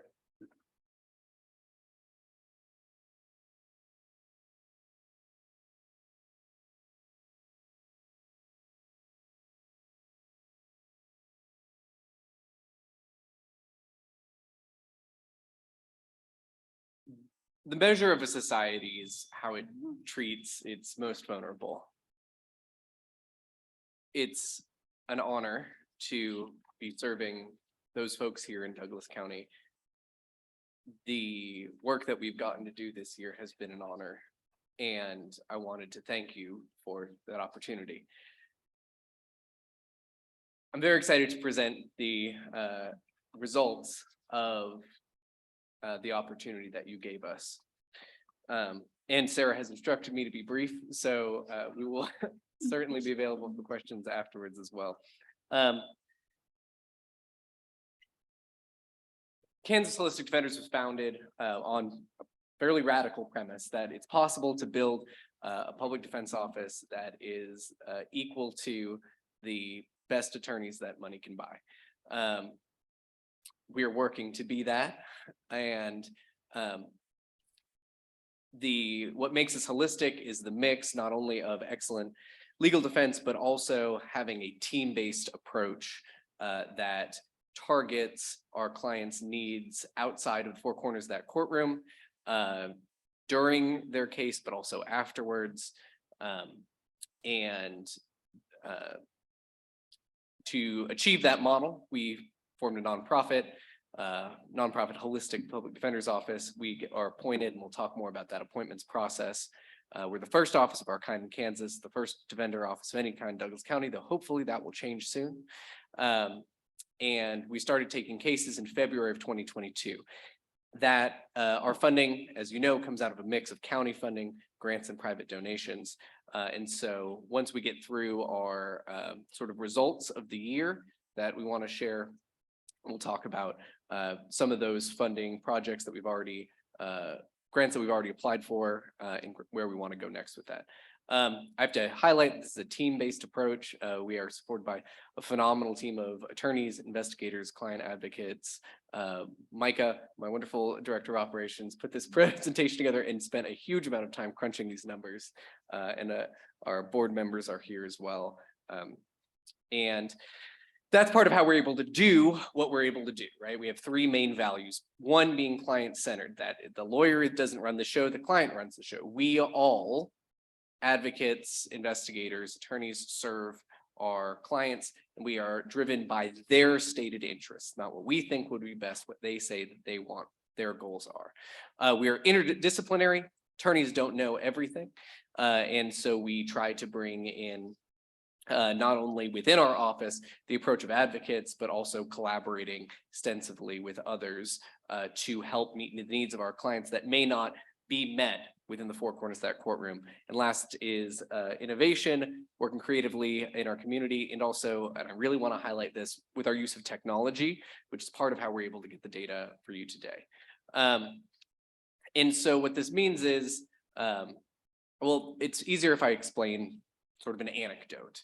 I'll share a couple of these that don't come out through the data, but I think show better than I can explain otherwise what holistic defense means. Very early on, we had a client appointed to our office. The client had previously had a panel attorney who had to withdraw. Up until that point, the client had been in jail for 2.5 months. The client had wanted to make a bond modification. The previous attorney didn't think that was a good idea. But the arrest had been really damaging for that client. He got an apartment through a local housing program, but was prohibited from returning there due to the order of protection because the offense happened in that housing. So we were looking at somebody who was not only in jail with issues, but a barrier to release was finding some safe place for that client to go. Within a day of being on the case, the KHD attorney made a motion to modify the bond and presented reasons to the judge why that bond should be modified to an OR bond with GPS monitoring. There's an issue here. We have a wonderful court services program that can make sure that person's able to get out. And then the attorney worked to get the client a bed at the shelter, which is not easy. It is very rare that beds are available there. We call every single day to find out if there's an availability for our clients. This day there happened to be one. There was another barrier once we got through to the shelter, is that folks on GPS monitoring were not allowed at the shelter. Our investigator and our advocates worked with them and explained the situation to buy enough time so the attorney could go back and modify the bond to remove the GPS conditioning. And then the client also needed a vaccine to be allowed to be in the shelter. So our advocate and attorney went down to the Walgreens, got the client at a vaccine appointment. And then by the end of that day, through all that work, our client was out of jail and in a shelter, vaccinated. We were able to resolve the case. Another client that comes to mind, we will call her Kay. She had, when we first met her, was detoxing from heroin. The reason the police had been called is a family member wanted to get her help in that moment, and so fabricated allegations that weren't true, which made sense because the family member just thought that the police wouldn't take her. No one would take her unless they lied. So they did, resulting in a criminal case. We get involved. We are able to work to reestablish her benefits, explain to her employer the nature of the allegations that were made, allowed her to maintain the job that she had recently gotten, connected her to some housing services, but then we noticed that the client wasn't really always following through on the appointments. We found out the reason why is because that client had been involved in a violent relationship where somebody was controlling her access to phones. So then we were able to call the Willow, worked to get the client placed there, worked with the animal shelter to have her dog boarded while she was in temporary shelter, and helped her apply for a housing program through the county. So those are a little bit of what we're able to do, and some of what the statistics here are going to show. So talking about how we get appointed to a case, we'll talk about where we get our cases from, what happens with them along the way, and where we end up. So there's 4 main ways that we end up picking up cases. Mostly it's appointed at first appearances. So that is whether somebody is still in custody. If they're in custody, we go to the jail, meet them at the jail ahead of that formal appointment. That means that we're able to call family members ahead of them making their first appearance to say, hey, so-and-so is going to get out. Are you able to pick them up? We're able to make sure that they have a place to stay if they're prohibited from returning to the place they were living. Most of our clients are appointed at first appearances. Some are still in custody at the time of first appearances. Some of them have either bonded out or been released on an OR bond. In that case, we meet them at the courthouse ahead of that first appearance. We also, in addition to new cases, we are appointed to probation violations and diversion revocations. So just recently, there was the implementation of a probation violation docket. We take all of those cases, even for clients that were not originally ours on a misdemeanor. Sometimes we're appointed not at first appearances, but if an individual has a panel attorney that withdraws, if they did not elect to have a defender appointed at their first appearance, for whatever reason, they don't have an attorney at the time that they're in their court appearance, we might get appointed on the docket. And then last, we also represent folks, if we already represent them on a misdemeanor and they pick up a felony, we will represent them on that. We've represented 8 clients so far pro bono on their felony matters because that continuity of representation gets better outcomes for them. So this is how we get our cases and where they're coming from. This data that we're about to show is unique. We don't have a comparative here because much of the data of what existed before KHD wasn't collected in the same way and analyzed in the same way. I think if we can get to a point where we have that comparative, it'll be very illuminating. But I think there are some important insights that can be gotten just through what you're about to see. So first, here's the demographic breakdown of our clients. I'm showing you this because this is important for the context of everything else you're going to see. Importantly, majority of our clients are white. And this is no surprise to the county that Black, Hispanic, and Indigenous people are overrepresented relative to their proportions of the whole. Interestingly, specifically in misdemeanors, we see a very disproportionate number of Black clients relative to their makeup in Douglas County. But that number 23% will be significant when looking at some racial disparities and how those play out. This is another breakdown, also including gender. You'll notice that the gender balance differs depending on race, with Native folks having actually more women than men who are our clients. There's a lot of reasons for those, and we'll go into more detail later. Hopefully, I'm trying to be brief. So as a result of our approach, right, where we get in at the first moments of the case, we have an investigator who can be ready to go at the first moments of the case, and the fact that we are routinely in dockets and that this is all we do, we end up resolving cases fairly quickly. This is important for the county because I think it saves the county money when there are fewer court dates, when there's less jail time. And so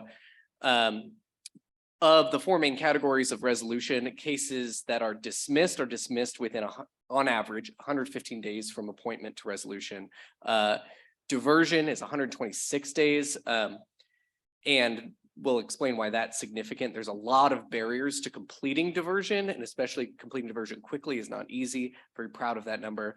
Where we cases resolved with probation, that's within 129 days, and where clients are sentenced to some form of time served, either because they're still in jail or based on like the 2 or 3 days that they already served but were released within 95 days.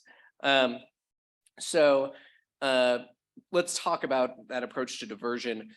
Like I said, there's a lot of barriers for diversion. So if a case involves alcohol or domestic violence, you have to have an assessment completed before you can even apply for diversion. That assessment costs $175. Most people don't have the funds to pay that. So one of the reasons we're able to apply for and receive diversion more quickly is because we work with the court or other providers to have those costs of evaluations either waived or paid for by the court. I think it's a good investment to pay $175 at the beginning of a case because that may save 3, 4, 5 continuances that would otherwise be spent waiting around. We also help the client book that assessment right there the first day, or either through an advocate or the attorney. We say, you know, before you leave court today, let's have the next thing scheduled for you. And so between both the funding we're able to access for those, the timeliness with which we're able to do it, we also have our advocates whenever somebody is on a diversion track, working with them every step of the way, following up. Oh, did you miss that appointment? Okay, we gotta schedule a new one then, right? Which is how we're able to work fairly quickly on that. So 59. So important note. There are 179 closed cases that are in this data set. So 59 of them have been resolved by diversion. You'll notice relative to the racial demographics of our clients as a whole, fewer of our Black clients receive diversion than one would expect. I'll go into that more in a second. But those 59 cases resolved by diversion, ultimately, in most cases, resolve with someone being successful in diversion. We haven't been open long enough to get through the year that requires for a diversion to be completed. We don't have statistics on our diversion success just yet. But assuming that clients continue to be successful on diversion, those people will have their cases dismissed at the end of that period. So this is one way that we are able to get dismissals for our clients. You can see this is sort of what our diversion pipeline looks like. We track before an application is submitted. Once an application is submitted, that can take anywhere from 4 to 8, but sometimes 12 weeks to hear back from the DA's office on a diversion application. So a lot of folks are there. And then once we have a diversion agreement, we have the client come in, sign it, and work to help them get over the finish line with the requirements that come with that. And you can see that we've had approximately 15 clients who were denied diversion. Interestingly, and this could be a presentation in and of itself, the diversion denial rate looks like this, where although 23% of our clients are Black, 40% of our clients who are denied diversion are Black. Also, a higher rate of diversion denials by the DA's office for our Native clients. Again, we can go into a lot of reasons for why that may be, but it is, I think, interesting insight that we wouldn't have had otherwise. Something to follow up on. As to what we do when we don't do diversion, obviously, most of our clients are not resolving through diversion. We litigate. We litigate very zealously. So we have a robust motions practice. Out of all of our cases, we file a demand for jury trial in each and every case. which I don't know was always the case before. But we also, so excluding those, we have 48 motions to suppress illegally obtained evidence litigating constitutional issues. 41 pretrial motions in limine, that just means litigating trial issues. 7 motions to determine competency, 17 motions to dismiss. It's pretty significant for reasons that you'll see later. And then we have about 167 other unique motions that are related to some specific issue in the case. Most of these are maybe a motion to waive or have the court pay for assessment fees. This may be something like an immigration consultation that we needed. This may be a motion for transport or in the modification of bond if a client is in. We'll go more into detail. But we have very rigorous motions practice at our office. And as a result of all the work we do investigating, all the work we do litigating issues, all the work we spend preparing cases for trial and setting them for trial, 56 cases have been dismissed by the district attorney's office prior to trial, representing 32% of our cases closed by our office.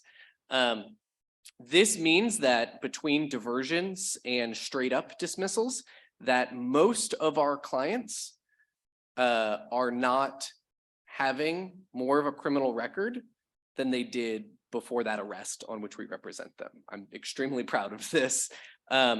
This may be because of our motions to dismiss, because evidence was suppressed because of unlawful conduct by law enforcement, maybe because the state just doesn't have the evidence to prove it, or it may be because we uncovered evidence of innocence.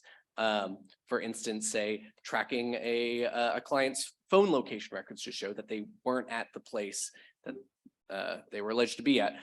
Each of these cases represents a person who would otherwise receive probation or jail time or a criminal record without the zealous representation of counsel.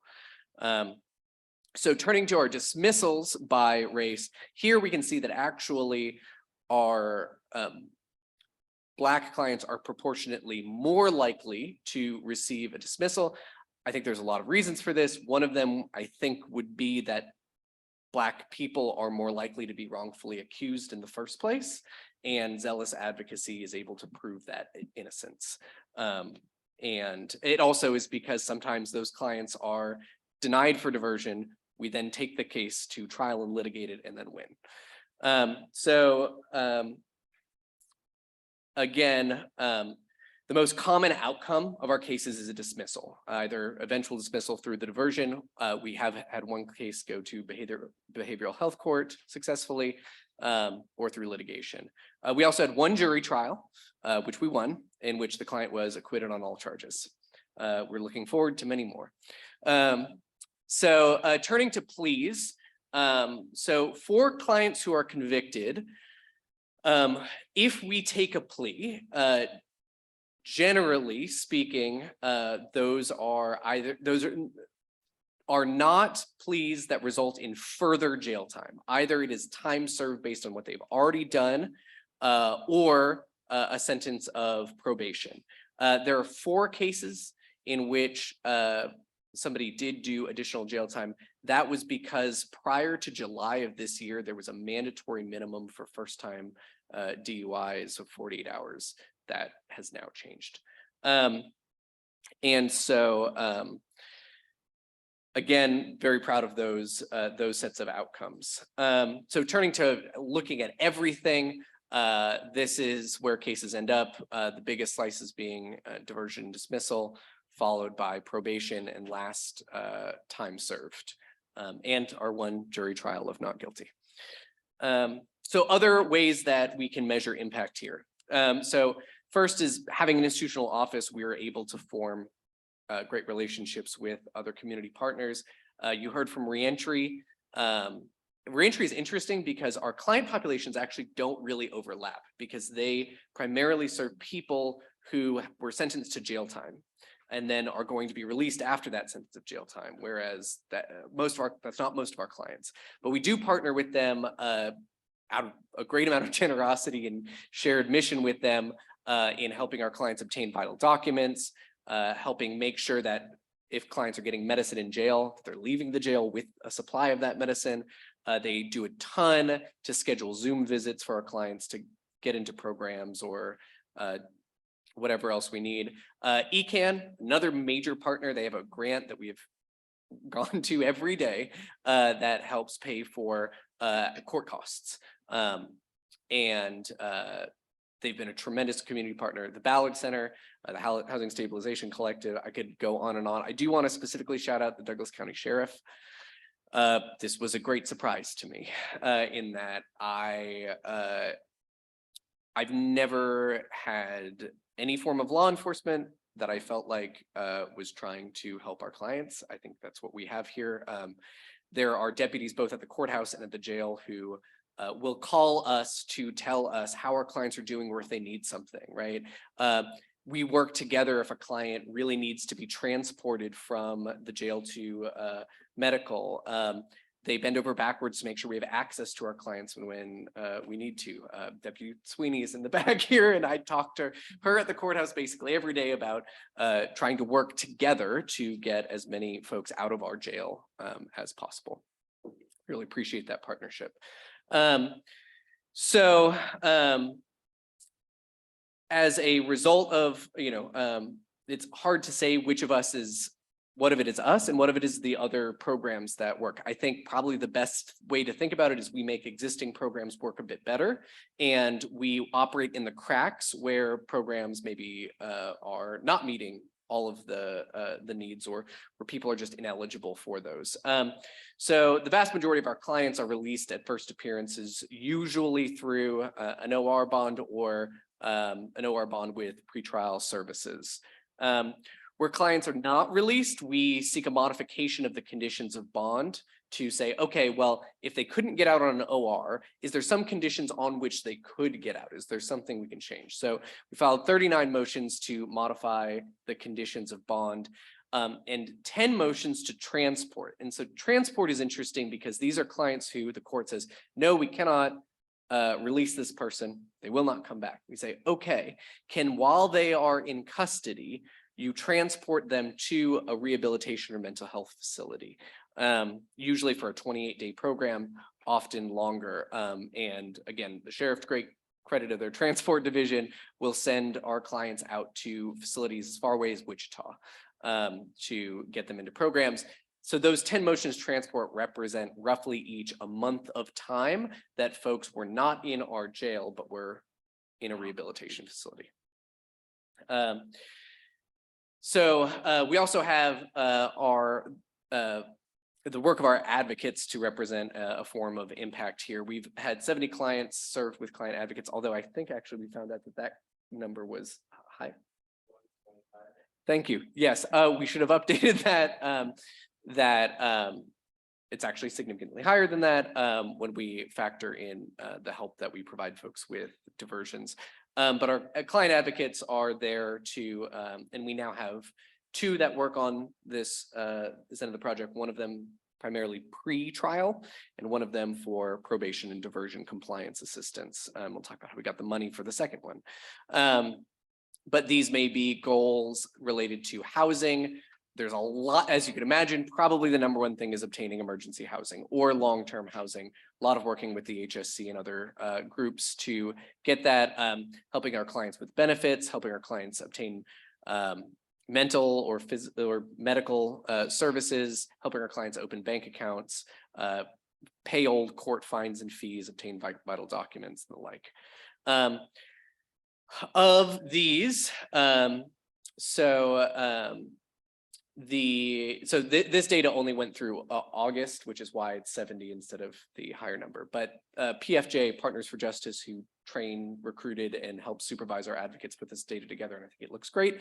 8 of these goals, service goals that a client had, 68 were resolved by a successful connection to an outside service provider.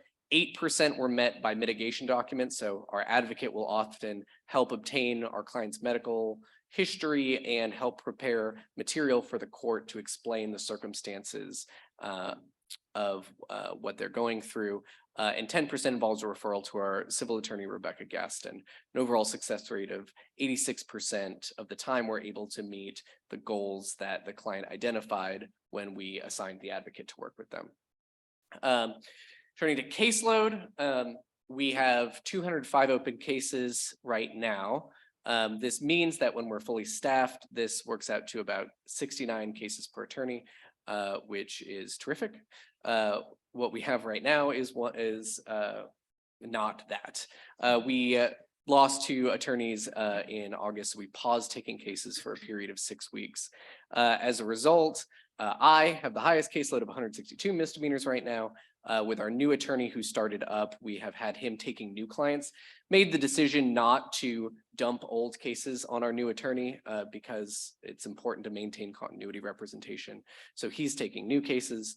And then we have our other new hire. As soon as we've been waiting 2 months from the Board of Law Examiners to give him his temporary license so that he can carry his own caseload. An unforeseen delay there. But when we are fully staffed, it ends up being a very manageable number.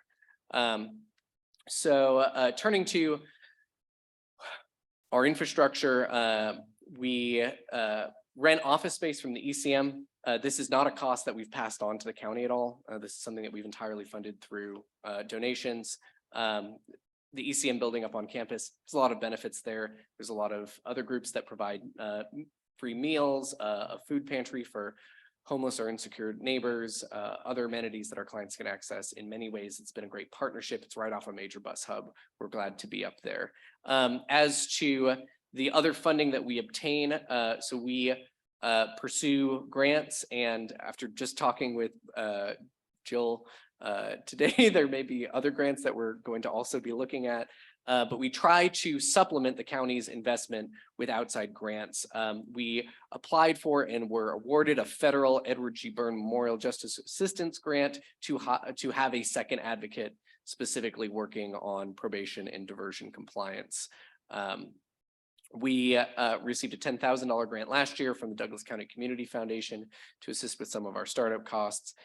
And finally, we've partnered with the Children's Cabinet and CPPR to launch a civil attorney pilot project, primarily representing families in housing benefits and IEP litigation from referrals out of Shawnee County, but we also have a portion of her caseload is dedicated for referrals for our Douglas County clients. So if there's a complex civil issue or just an eviction, we have an attorney on staff who handles those for our clients. And that was provided through a grant that was not from the county. We also work with the Harvard Access to Justice Lab, so that civil pilot project is also being used as a study to demonstrate the efficacy of free civil attorney services. We have worked with Harvard Access to Justice Lab, who's helping us write more grants, one of which was for the Robert Wood Johnson Foundation to get a full-time data analyst working at KHD, so that it's not just Micah who is crunching these numbers here. And we are also working on grants to study in a real apples to apples comparison the effects of our model versus the traditional panel model. And last but not least, our use of technology. I'm very proud of this. We use a case management system. So we looked at all of the options that were available commercially. They were all terrible.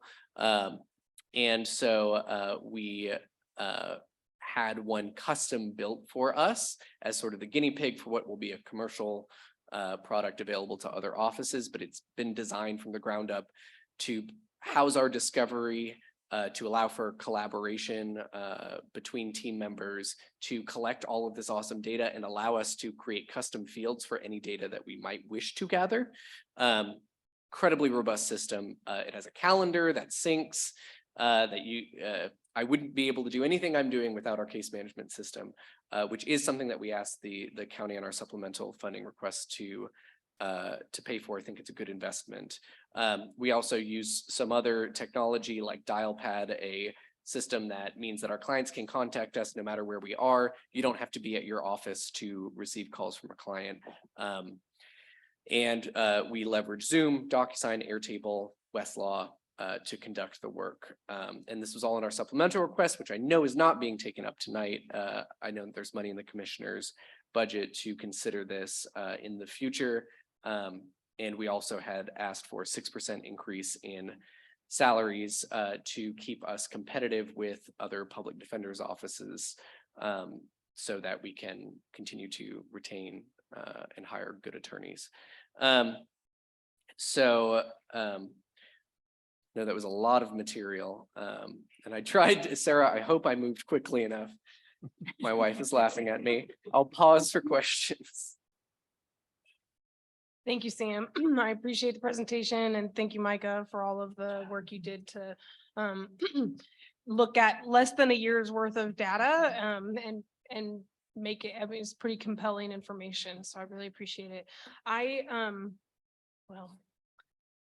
For those who don't know me, this is my area of interest. So I probably have a lot of nitty gritty questions. I'm going to try and just narrow down to, I was pleasantly surprised to read that you've been taking on probation violation appointments.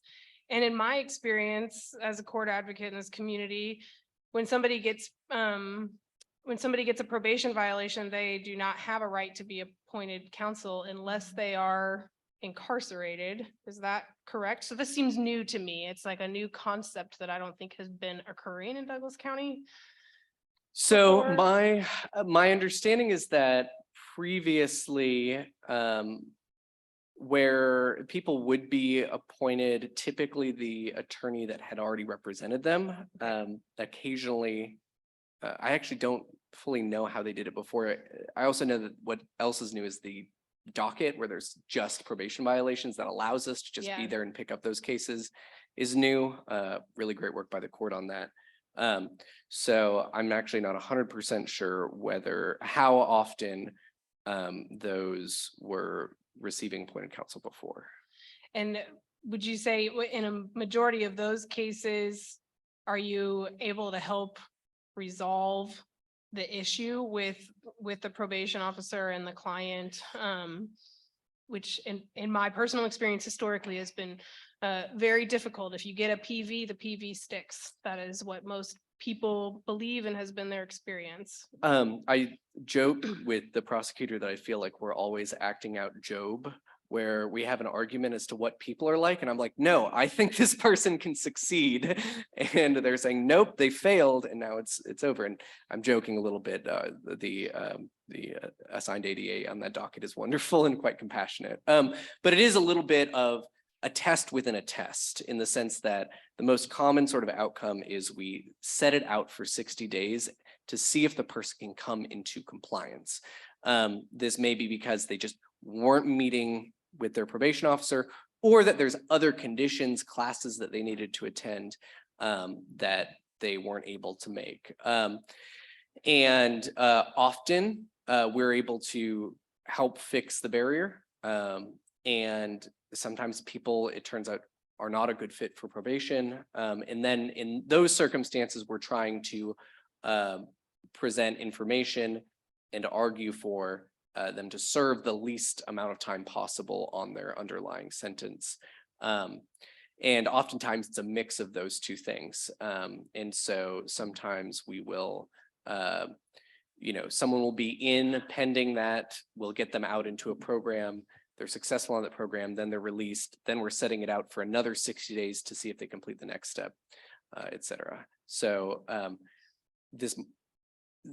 I will say with probation violations in particular, it's less of the lawyering and more of the advocacy work that makes a difference. Well, I'm very glad to hear about that progress, and think that it'll have significant impact over time, and was not necessarily a part of what I think the original conversations about what KHD would do in our community as a public defender's office. So I'm just glad to see that that's a piece of it. The other part I want to understand more is you talked about the taking on so far 8 felony cases. when, you've been appointed to them for a misdemeanor and there's also a trailing or later felony case. You said those are pro bono. Help me understand why and whether or not help me understand why you can't seek reimbursement from bids for that while other felony panel appointed attorneys can. It's a good question, and one that we're certainly open to accepting money on that. There are two logistical problems. The first is that requires us to track our hours on our felonies when we don't do that on misdemeanors, which is not a deal breaker by any means, but would represent a lot more tracking on those types of cases logistically to make that work. The second thing is there was a concern flagged that because we're meeting our clients in jail ahead of appointment, that we don't ever want to cross the line into solicitation. So the way that the ethical rule is written is that you can approach someone in jail to be their attorney so long as you have no pecuniary motive. And because we don't get paid per case, we're never in danger of crossing that line. We don't have any financial incentive to have someone take us on as their lawyer. And so by coming up to them and saying, hey, if you want an attorney, we'll represent you on this. I haven't gotten ethical guidance on that. We just said, well, then we'll just never have a situation where we are getting paid on a per case basis so that we can continue to meet with our clients ahead of our formal appointment. And so and we were also just waiting to see how many felonies we ended up picking up. We just didn't know at the beginning how many of our clients would end up having felonies that we could represent them on. And so for the sake of efficiency and to make sure that there was no ethical concern, we opted to do those pro bono. Got it. Thank you. Can I ask a follow-up on Go that ahead. one? So on the felony cases, because that wasn't the original mission that was funded through Douglas County, is that then funded through, because you have to be compensated for that work too, through grants and private funding? Yes, I guess, in the sense that it's all you all fund our staff time. So So it it's is not actually the designated. county that is funding this. It comes out of, by 9 to 5, where we are doing those just in our regular salary time. And again, it's always where somebody also has a companion misdemeanor case. And so if we're getting someone out on their felony, but they're also in the jail on the misdemeanor as a result of the felony, right? It's hard to disentangle those two. So the way that we designed the contract was where it's consistent with our mission, we will provide pro bono representation. This also means that we provide pro bono representation for clients in PFAs if they're related to their criminal case, for instance. And we're looking forward to other opportunities where we may find other types of representation that would be consonant with our mission to take on. So my other question is, with the prospect of possibly getting a bids office for Douglas County, how does that intersect with your work? It's a great question. Is that hard to anticipate? Yeah. So we are in close communication with bids. If they get office space anywhere, I want to be in that office space. I want to be working as closely with them as possible. As to how the felonies and misdemeanors shake out, that's going to be a conversation. I anticipate. The other thing with bids is that we have a lot of flexibility and freedom, because we're a nonprofit. Bids has a whole set of red tape regulations that strictly describe what they can and can't do. I don't know if they're able to take a companion misdemeanor with a felony, but suffice to say, where possible, we would like to be just working with them as closely as possible, so that they have a continuity of representation one way or the other. Does that answer your question? Thank you. Yeah. Sam, first of all, well done. I mean, this is a really great report and I really appreciate all the data that you put in there. we have spoken to some others in the criminal justice system, and they are, I think one person said, I was a doubter when I started, but I'm convinced what a great job Kansas Holistic Defenders are doing. And I think that's just great to hear. It's just really wonderful to hear. I think, and I appreciate the exchange of emails that we had about some data indicators, and I appreciate that. And actually watching your presentation tonight, I think you filled all those things that we discussed. I'm interested to hear from you when you look at all that data. One of the things when we talked about bringing about the proposal for Kansas Holistic Defenders, there's really three things that I remember talking about. One is reduced jail population. One is reducing the disparities of those in jail, and one is reduced recidivism. Having looked at all that data, what barriers do you think are in place now that either the system needs to address, we need to address, that just continue to need to be elevated because you're working within that system and you're giving us data that, quite honestly, we haven't had before? I mean, it's really unique. I definitely actually want to take this back to my staff and Yeah. say, hey, we got this great question. What do we think?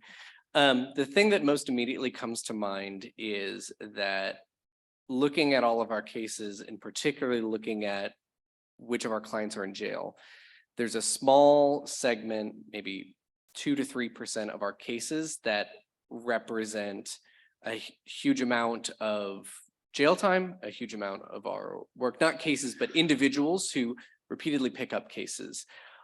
Many of the services that are in place now work where someone has a modicum of ability to participate.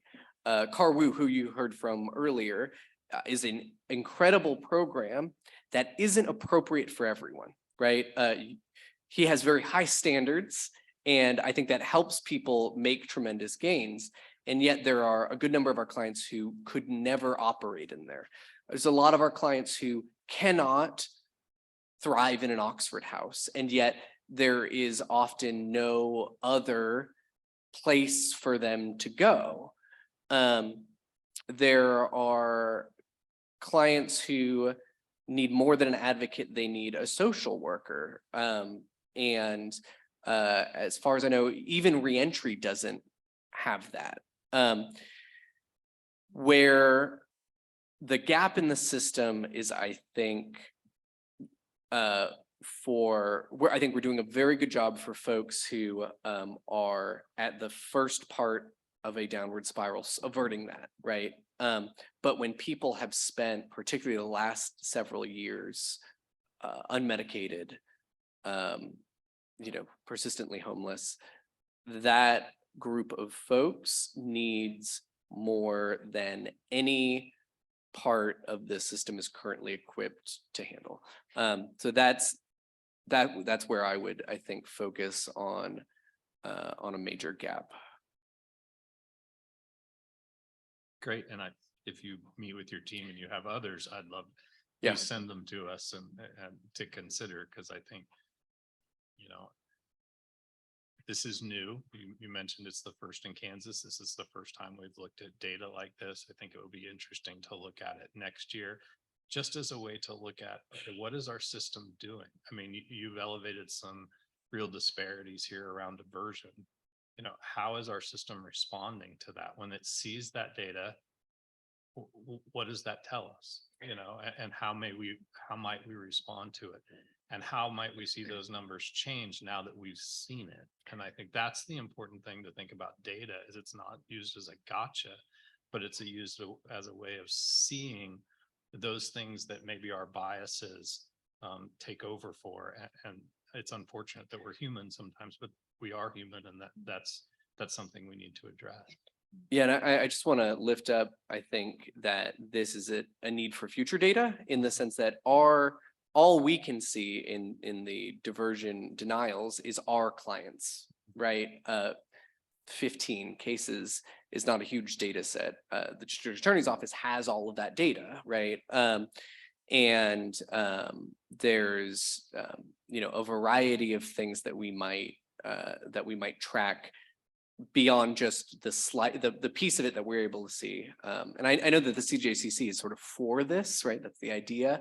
But I think there are, the more that we can contribute to that, I'm happy to be contributing at least our point of view on these things. Thank you. I also am very impressed with the amount of data that you've been able to collect and analyze and bring to us since starting cases in February. It's very exciting to know that that's the level of interest you have in the data collection and staff time for it and staff time plan for it. I love the data because it lets us ask the next question, and that's getting back to like, what does it tell us and what do we do about it? You had mentioned a future study to kind of look at KHP versus the panel outcomes, and recognizing that we have no legacy data from that. So is that something you can do parallel with the work that's in Douglas County, or do you have to use another county's data set? No, so this is actually something my board member, Josh Harson, is working on.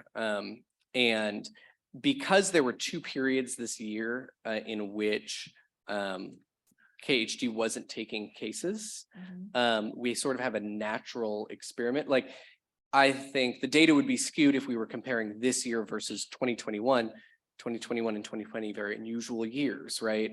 But here, I think even just pulling from court records, and again, the numbers here aren't outrageously high. Like, I would not like to sit and sift through 200 or so, journal entries to log them, but that could quite easily be done to achieve this. And the other thing is we just need a longer time scale because, on average, our cases resolve within 117 days.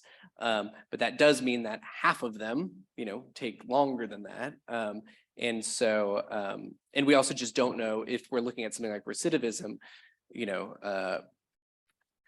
1 month out, 3 months out, a year out can provide a very different story.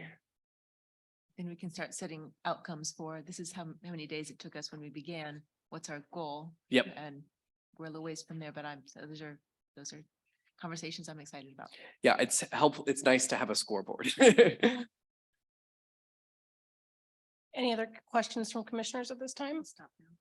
Okay, with that, we'll go ahead and open this up for public comment. Is there anybody here who wishes to provide public comment on this item? Okay, anybody online, Sarah or Jill?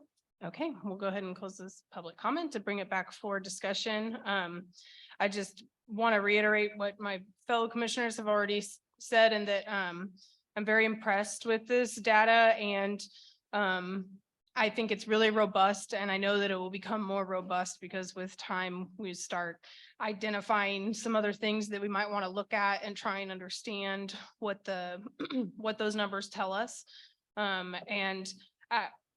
As a service provider in this community who's done court advocacy and direct client work, I can see the results of KHD's work all the time. I see it in a variety of ways. It is noticeable that I speak to fewer people about the criminal cases that they're going through, because I was often contacted as somebody to help them get in touch with their attorney, help them talk to their attorney. And people are being seen by and talked to and cared for by their attorney, plus their attorney's office full of interdisciplinary team members in a significant way. So personally, I have seen that impact, and that's just one example. And so I'm really appreciative of all the hard work of your team and of the staff and of the board too, to support this new idea that hasn't existed in our community or in our state before.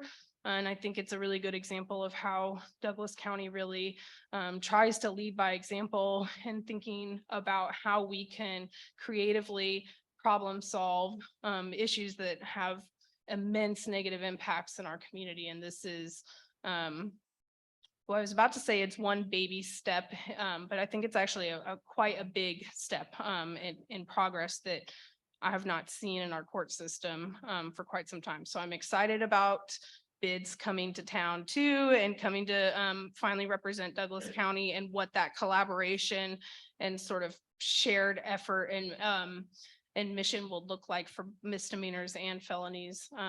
So thank you for your time, and thank you for all the hard work that I can tell you poured into creating this, and for really working in a collaborative team effort, and knowing, Sam, I appreciate your comment that attorneys don't know everything.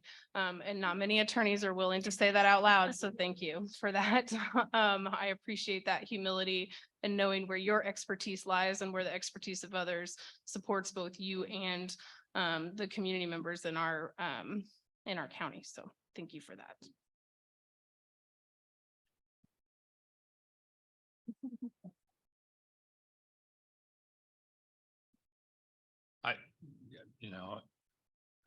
I would repeat a lot of the things Commissioner Reed just said, but I think one thing that it's important to highlight, well, two things actually I want to highlight. One is I hope this communicates to our other community partners the level of data that we're looking for. And that, we need to look at, if we promise certain outcomes, there's a way to look at data that says, here's the progress we're making towards those outcomes. Especially when it comes to racial disparities. We have lots of work to do as a society and as a community when it comes to racial disparities. And so I just appreciate this presentation as a way of doing that. The second, I think it's important to take a little bit of time to pause and hear what Sam said about the cooperation of the sheriff and the progress that has made from, CJCC is a good time to talk. But it's really about action, and it's about people working together and people to humanize those who are in our criminal justice system and say, how can we help them in this space? And I appreciate what he said, and I appreciate that the sheriff is doing that work, and I look for more and more of that because that's what real coordination is about. We can talk about it in those meetings, but when we're actually working together, we're going to make big changes in our system. We know our criminal justice system needs a lot of work. But it's only going to do that when we work together. Bids coming in will certainly help with that. The last thing I said two, but I got to add one more thing. I think it's important, and Sam may be too modest to talk about. We have got to reflect on how much we're paying the attorneys that are working for KHD. Those that don't know, the rate that they're paying bids attorneys or felony public defenders has increased significantly, which makes it really hard for KHD to hire people. And if we want good people to do this work, and I want to say, by saying that, I'm not saying that the people who are doing the work now are not good. But if we want to honor the people who are doing that work, I think we need to look at our budget. When people come to us and say, like, how can you raise my taxes? We need to have good people doing these jobs, and we need to pay them a fair wage and a competitive wage. And so sometimes when tax rates go up, we're trying to meet that expectation. And I know that's hard to hear because we all want our tax rates to go down, but that's the way the system works. And so I just want to offer that's something we have to look ahead to in figuring out how we can pay those attorneys what they're worth. I would tag on that from a little different angle. Some of the money that we put into programs like this and others that are kind of even further upstream from criminal involvement, criminal justice involvement, they save us, taxpayer money, but they also save us, just human misery, like lives saved, and lives that are on a track that is productive to the rest of us, productive to themselves. So I don't think it's just a question of that we add funding for this and then we keep adding funding, is that we add funding here because it also saves us money and the human impact in the long run. One final thought that just came to my brain, which is I would be interested in the future data collection to understand the original source of the criminal charge. So which law enforcement jurisdiction is charging them. Our data analyst at the county is, I think, aggregating that too. So there may be some overlap there, but it's a piece of information that I think would also be useful. Sam, do you have Are you tracking that and you want to say so? Yes, okay, so not only are we tracking which law enforcement agencies are the arresting agents, I can click on a officer and see all the cases that they made an arrest in, and this is important because this is how sometimes we find bad officers. And we're already tracking some folks who say turn off their body cam footage in a number of cases, right? So we can, the system that we have is really set up to do that kind of tracking. Cool. Thank Sorry, you. it's Nope, a I special appreciate it. interest. It was a last minute add-on question, so thank you. And I assume that that is then communicated back to the jurisdiction for their knowledge also. I love the data. I'd also don't mind seeing kind of the raw data that goes into it. So I know the average days is an important figure, but that the spread of that is also of interest to me. But I didn't want to ask for more data than you were already so gracious to provide, but that's for further discussion. Any further thoughts or comments? Okay, well, thank you all for being here. Thanks for your good work and we appreciate your time tonight. We'll see you again soon. Okay. And with the closure of item 3.4, we'll move on to item 3.5, which I know many of you have been patiently waiting for us to get to. And I will, Sarah, are you going to introduce this for us? Sure, commissioners, and County Clerk Jamie Shu is being moved into the panel. We don't have a formal outline for how we want this discussion to go forward tonight. I wanted to make sure commissioners had an opportunity to discuss feedback from the community forum. I do want to say that we have received some email public comment and public comment on our website. Comment form was not able to get all that in the packet for this week. So we're going to, and particularly if commissioners have heard comment, please forward it to Robin and I, and we'll make sure it gets in a comment next week. But basically, you know, I think the clerk and I stand for any questions the commissioners might have in terms of how to proceed and what information you want to, how you want to further develop this conversation. I would like very much to hear from Jamie, just some background. We heard a lot of comments and discussion in the meeting on Thursday. And I think, and some of those things then were kind of ended up in the paper as far as what can happen, what can't happen. And I think we have some further questions about that. But if Jamie's willing to kind of start with that background and let us ask questions from there. And I know I had also emailed you kind of a series of questions that we've talked about some, but I may ask those again just for the benefit of the public. Commissioners, I was just joining. So what was it that you wanted me to cover? To start kind of from some of the discussion we had on Thursday at the public forum, and if there were any, and things that you also covered in the paper, any things that, you know, by law can and can't happen that people may have been asking for, what the options are for the election moving forward. Oh, some of those. Okay. Yeah, first of all, I think the meeting on Thursday went really well. And so I think we got some really good feedback that helped confirm what a lot of us had already been hearing. And I think it helped kind of, in my mind, like it was clear there were a couple maps weren't as popular. So there's been a couple questions about the elections. So it is that if there is a special election, then the candidates are chosen by the parties. There's no primary.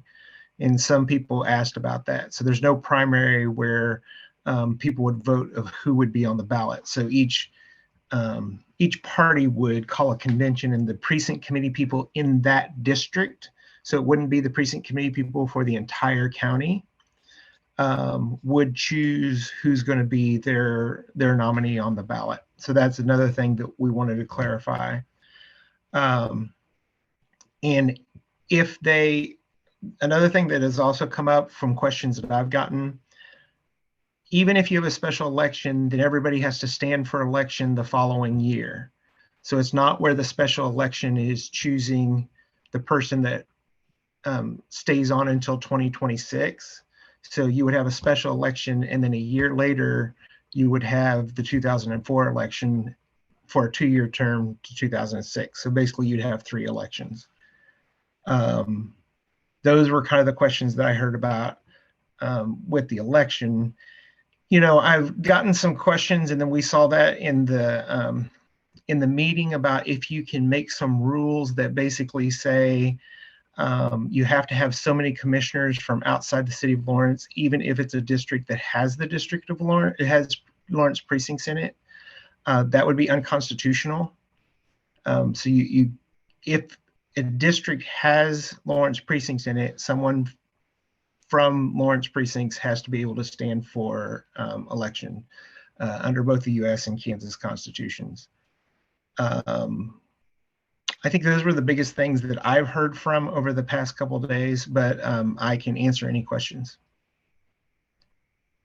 I had one that I had posed to you over email, Jamie, and that was about if not a special election, then the statute reads, I suppose, the next general election. And we've kind of read that to be 2024, but there is a city school election in 2023 that has a primary and a general election, but there's a difference there. Can you explain what the options truly are and why? Well, it's partisanship. So city school elections are nonpartisan. These elections are partisan. So the way it is interpreted in statute is it's referring to the next partisan general election, because you wouldn't have a primary in August of 23 that would be a partisan primary. You really don't have much of a primary in 23 unless, 2 times or 3 times the number of people file, but it's nonpartisan. So it is for the next partisan general election.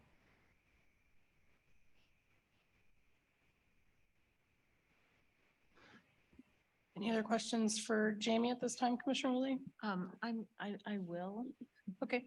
But I would pause for other commissioners. A moment. Any questions from you, Commissioner Kelly?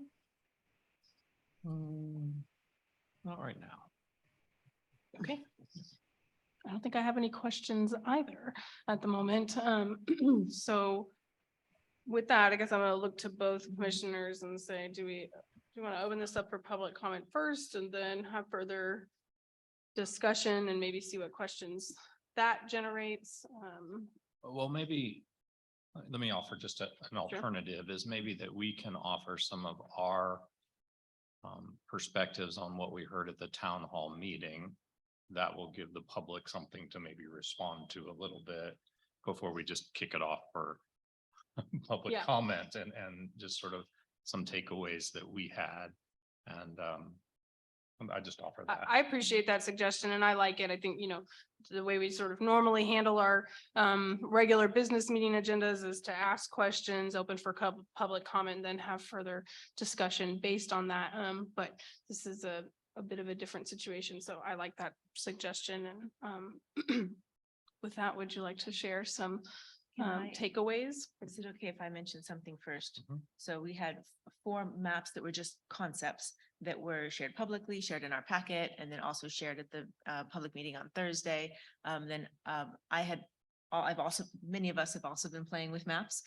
So I had offered a couple of alternatives and as also suggestions, and those are in the packet, but the original 4 are not, and that is not supposed to indicate any, any preconceived discussion or anything like that. And they ended up with my name on them, which I thought was actually a little awkward. So that is why those maps are there. Those were things that I put forward to staff to be a part of our discussion. But the original 4 did not end up in the packet, and that's not indicative of any decision that's been made. Commissioner, Thank you. That's on staff. I apologize for not getting that updated into the packet. And we'll make sure whatever maps you want to consider moving forward to next week, we'll get in the packet for next week.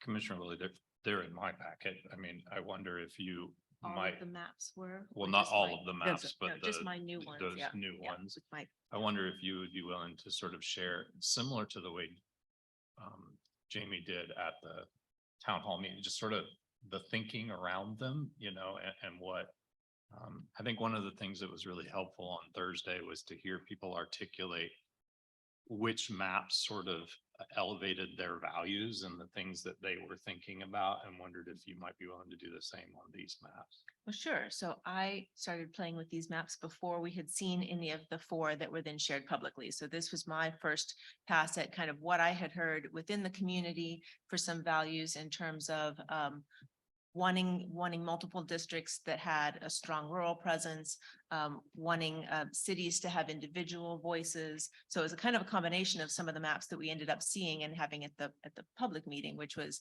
you know, the city's map and the spokes map. This is a little, we could.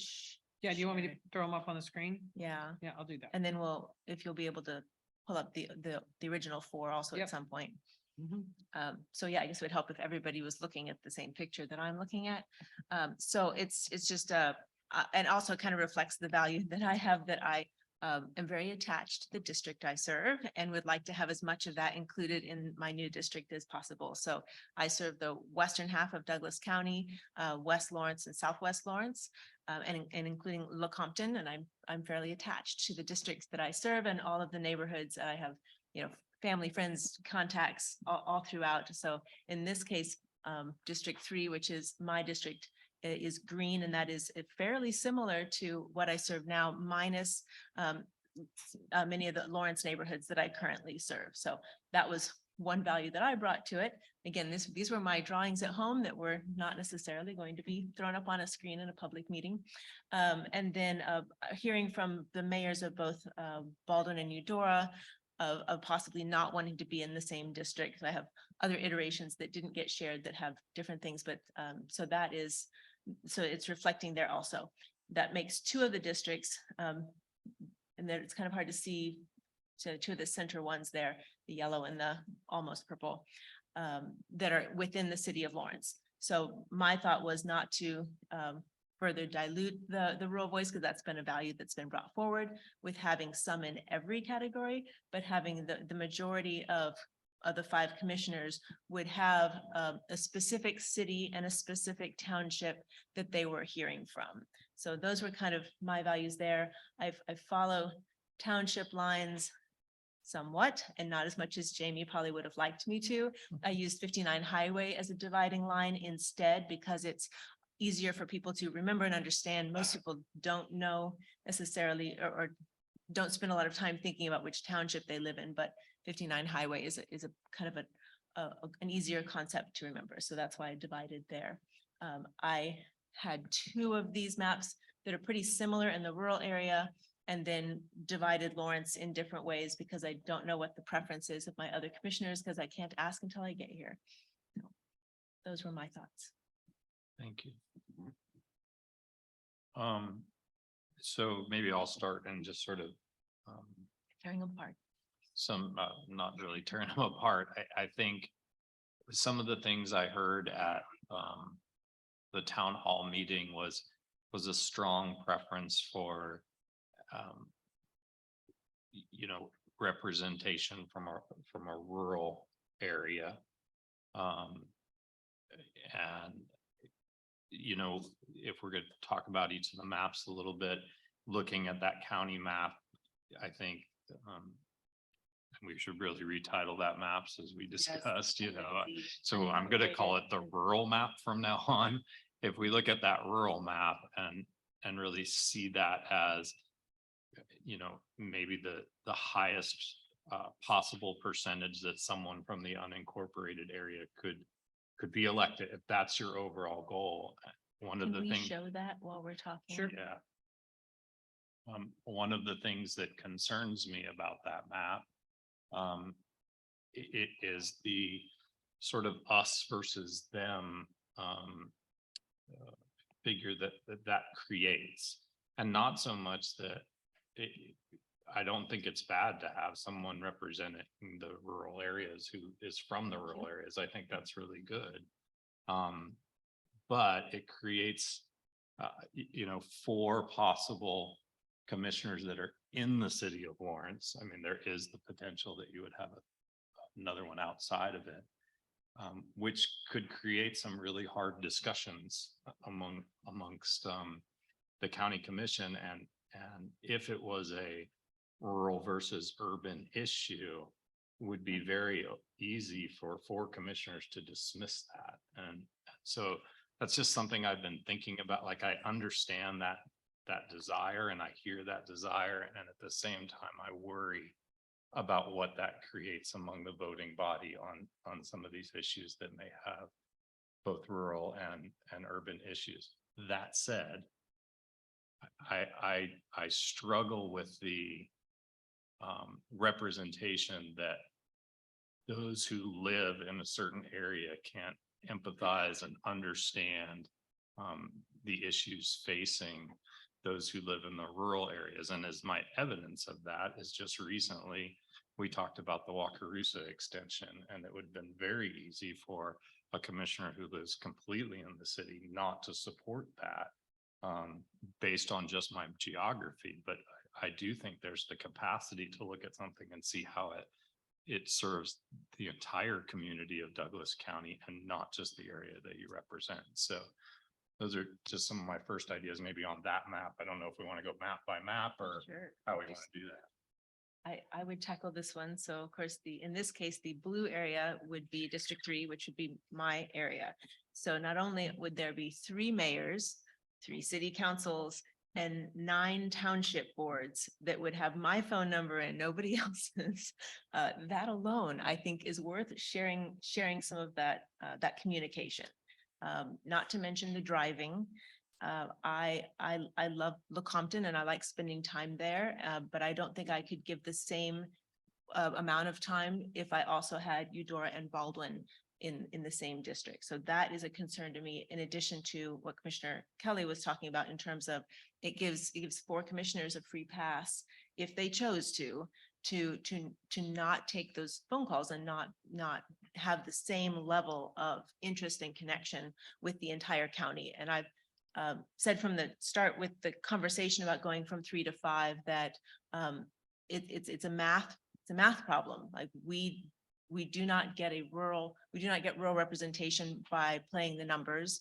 We get it by running good candidates and telling our story and being relevant to the whole of the district that we serve and the whole of the county that we serve. I'm very attached to my Lawrence neighborhoods also. All of my family lives in the district that I serve, and all the family lives in the district that I hope to be serving with the maps that we end up with also. So I definitely think that geography is not all of it. The rural experience is definitely, it's different, it's unique. It's when we talk about planning issues and land use issues, those get people, very passionate. No matter where you're living. However, for this body, we only tackle land use issues that happen in the rural area. And so that's, I think, the argument for why there need to be, people on here who not only can take those phone calls and understand them, but live them also. But that is not to say that I think my fellow commissioners don't, I do think my fellow commissioners represent the areas that they serve very well and the whole county very well. So that is, I think, the bigger picture there. So this map doesn't interest me. I know we had a few, but only a pretty small number of people that were kind of interested in this one, but it doesn't interest me. That I would echo both of my fellow commissioners' sentiments about this, and I'll just add to it a little bit. And first bring it back to what Commissioner Kelly's original comment about this is, and we received comment through the website from some folks with the same sentiment, is that I believe that this map really does perpetuate the us versus them. And I think that this conversation is not that. I think this conversation is about increasing the representation of our entire county and bringing more voices into this work and having more opportunity for representation to all corners of Douglas County, including all 4 incorporated cities and the unincorporated area. So I agree that this map doesn't interest me at all. I think that it's problematic for a few reasons. And one of those is just sort of a technical one, which is that part of the charge for how we create these maps, in addition to the close to equal or as equal as possible population density, is also geographically compact and contiguous. And that's 4 compact districts and 1 very large geographical area, and does not sort of protect the idea of keeping communities of interest together, and sort of perpetuates this notion that all of the 3 smaller cities and then all of the rural folks who live in the unincorporated area between those 3 smaller cities all have the same ideas and values about things, which we simply know is not true. Just as because I'm a City of Lawrence resident does not mean that I have opposite or adversarial values or opinions or perspectives about things than my constituents who live in Palmyra, Eudora Townships, Grant Township. So it sounds to me like we have some consensus maybe, and we'll discuss further after hearing more from the public, that maybe this is a map that I don't think we heard a lot of public support for, certainly not at the town hall last night. And the comments that we've received either individually or through our website have not conveyed a strong interest in this map. So You want to look at the next one, yep, whatever one you Next one, scroll down Spokes. to. So spokes is one, I would say spokes and cities are the 2 that I feel that I've heard the most positive feedback about and desire for. I think that might be for a few different reasons. I think the idea, which we've heard from, as Commissioner Willie said, mayors of Baldwin and Eudora, but also residents, that each city, each smaller city could be in a district with surrounding unincorporated area and part of Lawrence, inevitably because of that population density, in a way that really increases the opportunity for people from truly every geographical corner of the county to theoretically run for office. And the spokes and cities are fairly similar to me, but I'm interested to hear, I mean, there's certainly some differences. I'm interested to hear fellow commissioners' perspectives about how those 2 kind of compare, maybe, since I see them somewhat similarly. And while I'm thinking about that, a question that I should have asked Jamie a little earlier, but we'll bring up now, is I've had some conversation with people about both right after the town hall meeting and some correspondence since about how it would be helpful to understand the population breakdown in these potential map options, what each district, we see the total number and we're trying to get those total numbers close or within a small deviation of each other, but trying to understand,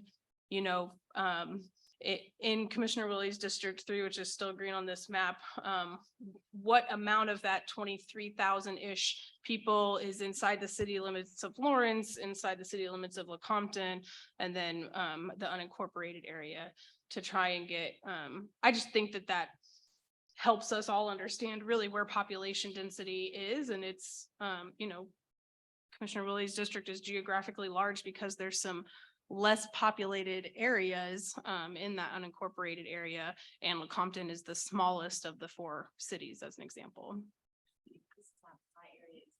Can you get a little closer to the mic? Thank you. there? Yeah. Yeah, I wonder if it went off. We can share. Thank you. Right. So in this map, my area is the blue area. So District 5, which is one of the new districts, is now green in this map, and the blue area would be then District 3. So it does change entirely where I would serve. So that's one of the things that I flagged. And there are changes that could happen with this, then would solve that problem, but then we're back to.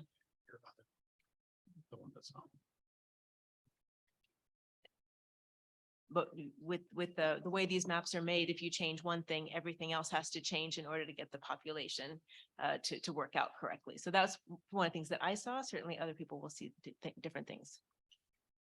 Yeah, thank you for pointing that out. You should try that. Is that one? I'm sorry, maybe I'll turn it off and on. No. Try it. Can you hear me? No, try it one more time. Okay, it's all right. We can share. Thank you for pointing that out because I was not paying attention to how the colors had differed.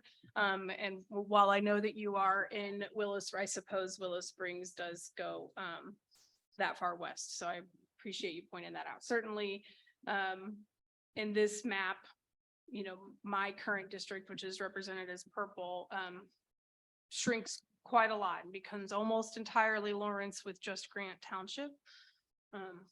I will acknowledge that I have some attachment to wanting to have part of East Lawrence and Eudora and the space between remain in my district, but I'm also I won't say I'm too attached to that. So it's just that's sort of the difference for me is that it condenses quite a bit. Commissioner Kelly, is District 1 yellow in this map for you? Yes. Okay, thank you. Well, and I think that's maybe. I think what Commissioner Willie brought up for me was sort of the thing that drew my attention on this map is it significantly changes her district.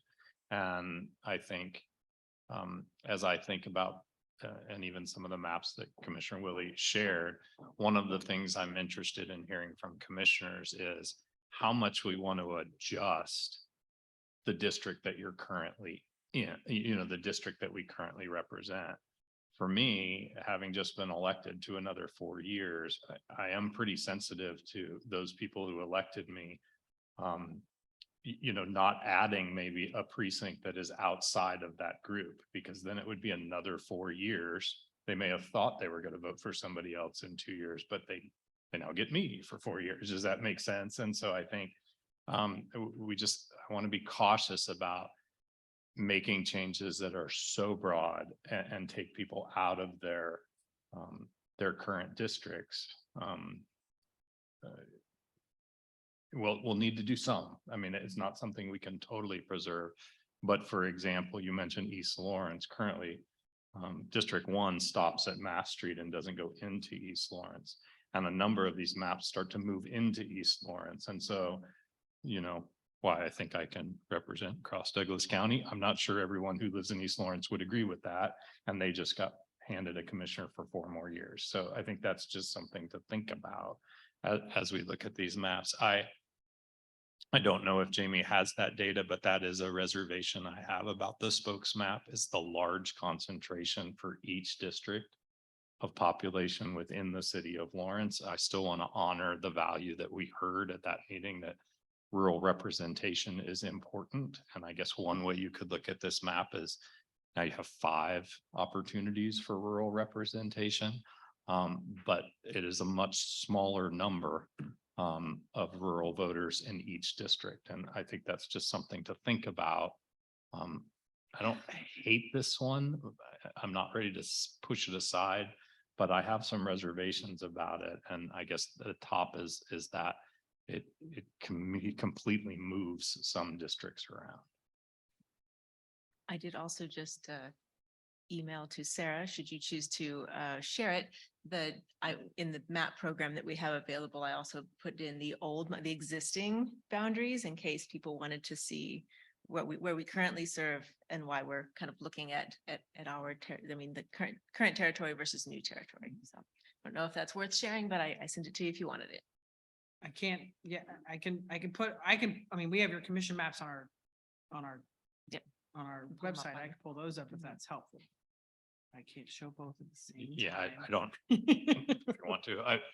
One thing we're probably not making a decision tonight. I'm going to guess we'll have another meeting, but one of the things that may be interesting to do is overlay the current map on, and I think they can do this within our GIS stuff, overlay it on just so people can see how your district might change a little bit. Put them side by side. So that's what gave me a lot of pause on this one is how much it changed everybody's district. Of course, I was looking at it mostly for mine, but yes, for both of the other 2 of you, it also is significant changes too. Well, it's a very significant change for you. So I appreciate you pointing that out. And as me not paying attention to the color coding before. So, because that is it's a total shift east for you, and your district is all west right now. you want to move down to Wakarusa? Sure. I'm gonna keep this up just so you guys can see the table there or the legend, but And I blue can't again. fit everything all on one screen.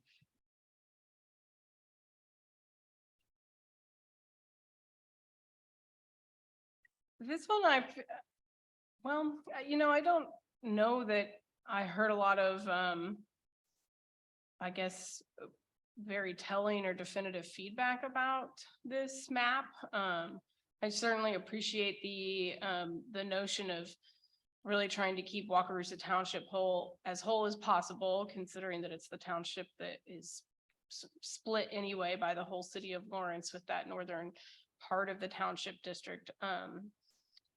And kind of impossible to include with the rest of it. Well, this is one of the maps that makes me curious what the sort of population breakdown is between, for districts 3 in blue and 5 in green in particular. It's a decent sized portion of Lawrence included in both of those, again, to be able to, for population. But I'm just curious how, what the breakdown of that is. And if other commissioners have heard from folks or maybe heard in that town hall last week that maybe just didn't stand out to me, that there was a real strong value around trying to keep Wakarusa Township in particular as whole as possible, which, I want to point out that currently it is split, it's divided already. So part of Wakarusa is in Commissioner Woolley's district, part of it is in mine, and no part of it is in yours. Commissioner Gillette, to think about the current maps, is you have North Wakarusa as a part of your district as well. So yeah, those are my initial thoughts. Yeah, I think I did hear one person who really liked this map, and that would be Jamie Shu. So, because it keeps that Wakarusa district together. So, I think, I'm interested in Baldwin and Eudora, and whether we break that up or keep it together. I do think there are going to be some interesting impacts, maybe not as large as some people think in Eudora when it comes to Panasonic. But when I do think about communities of interest, I do get a feeling that Baldwin and Eudora don't necessarily share all the same values. And so pushing those all together, I think when we talk about moving to 5 districts, this one looks so much like what we have now. I agree. To me. And I think that's something that we should think about and talk about. Like, if our community said we want something different, this doesn't look that different to me. That was one of my thoughts, that we started off with 2 rural districts and 1 in the center of Lawrence, and now we have 2 rural districts and 3 in the center of Lawrence. And that didn't seem like it was a gain for at least some of the comments and hopes for what this would accomplish. I feel obligated to mention Grant Township. And Grand Township. So yeah, you I'm have sorry. you would have Yes. 3 commissioners with unincorporated area. That is correct, and I stand corrected. You're quite right. I was painting with too broad a brush. Quite right, but it's also fair to say Yeah, that less. proportionally, it's one township and it's the smallest Agreed. population township, but it is, it skews the chances for rural representation and rural candidates to the other 2 primarily. Yeah, thank you. That one of the premises that I started with when I was looking at drawing maps was hearing from the mayors of Baldwin and Eudora of not wanting to share a district. That's not a universal thought. I think we're going to hear from people that feel differently or feel the same. I think we'll hear from people tonight on all of these maps that will give additional information, but we're just kind of sharing our thoughts at the moment. So this one, to me, for my own district was okay. I mean, I see some neighborhoods that I would be missing and some neighborhoods that I would be gaining, and that's just the name of the game. But it was acceptable from my district. I was more concerned with so many districts happening in Lawrence with less rural representation and not looking at splitting the 2 larger cities outside of Lawrence. Go up to cities. Top.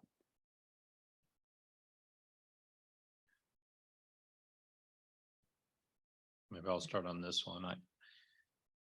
I heard from people at the town hall that there was some who really liked the different cities broken up and how that represents. I think one thing that I thought was interesting, and I don't really know what it means, is that sometimes we refer to the rural area and we include municipalities in that rural area, right? So we include Baldwin and we include Eudora in that rural area. And I just thought that was interesting. I think there is I think a strength of this map based on what I've heard is that it does really create essentially 3 fairly rural districts. You know, population may be skewed a little bit, but that would allow, if there were issues that maybe had rural and urban friction in them, for a 3-2 vote. I mean, I think that could be there if that was really what was defining it. Assuming that those rural, you know, those 3 districts, District 2, District 4, and District 3 were all, you know, were representing rural ideas, I think. Yeah, I'm not gonna say they're rural people. So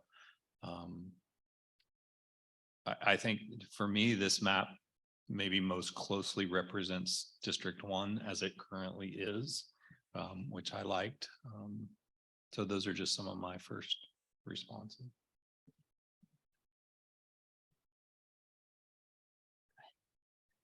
So for me, it's a vast change in my district. So that was, of course, the first thing that I look at, sorry. But it does separate out the 3 cities, which was one of the premises that I started with when I was working on my own maps. Yeah, I think this one, well, certainly most drastically would change Commissioner Willie's district and my district, District 2 in purple, just shrinks by quite a lot. And I think that, well, to Commissioner Kelly's point, that in some ways, this or the spokes, but maybe this one more than spokes, as the examples we have in front of us, create the greatest chance for people who live outside of the largest city in our county to run for office and have a successful campaign and become elected. Because that's really what we're talking about at the end of all of this, right? Is it, well, and what I think that we've been talking about in these meetings before it ever got to the ballot question and we heard from voters, is it matters who runs for office. You know, that there have been some county commission races in the past that have had no races, that have only had one candidate run. And so I think part of the conversation that I've been trying to have a lot with people in individual communication is that the opportunity in redistricting and increasing representation is increasing the opportunity for more people to run for more seats and to run robust campaigns and really have great community conversations about what our shared and different values are and what does representation of those look like in a governing body. So I like the city's map. There are some significant changes. I recognize that the impact is biggest on you, Commissioner Willie, but I think that this one really increases the opportunity for more rural voices to run for office and become a part of our county commission.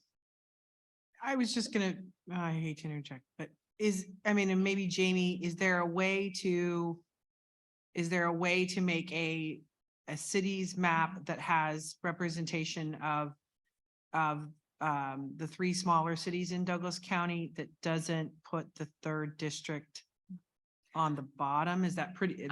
I would reference the 2 maps in your packet. Right. That both of those accomplish what the city's map does, but they're rotated so that I have the West District that I currently have. So if both you of them want me accomplish to, that. like, I can pull those up to just sort of, because then if you said, we think this gets to cities, but then you could eliminate this one and you like, we could rename it cities version 2. You know, that might be a way to kind of get some narrowing down. Jamie, does that kind of make sense to you too? Yes, and each of you have alluded to something. There's been a request to be able to say this portion of each district lies within the city of Lawrence and this portion is outside. And this portion's in Baldwin, you know, to look at the proportions of the residents. That is possible. It takes a little bit of work. And so I think the hope for tonight was if we could narrow down the maps, we could come up with some of that data for you. And there are 2 maps in the packet there, Sarah. One of them splits Lawrence north-south and the other one splits it east-west for commissioners to look at how those might be preferable, which of the 2 might. I guess since that really impacts District 1. Yes. I guess Commissioner Kelly, I'd be curious if there are preferences on Districts 1 Yeah, and I want, five. having played around with these a little bit, I'd like to sort of look at those and maybe start with District 1 as it is and see how we might work around that. This one right here is a little bit, you see that little leg that's sticking out there on my believe left-hand that would be side. you. That's so I can get in my district and Well, so that. the numbers That- balance. Yeah, that's an interesting move.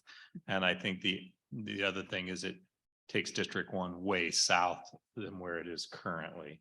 That I had some reservations about, sort of as I alluded to earlier, suddenly you have a commissioner and I think each one of these, we're not going to come up with a perfect map. I think that's important for people to hear.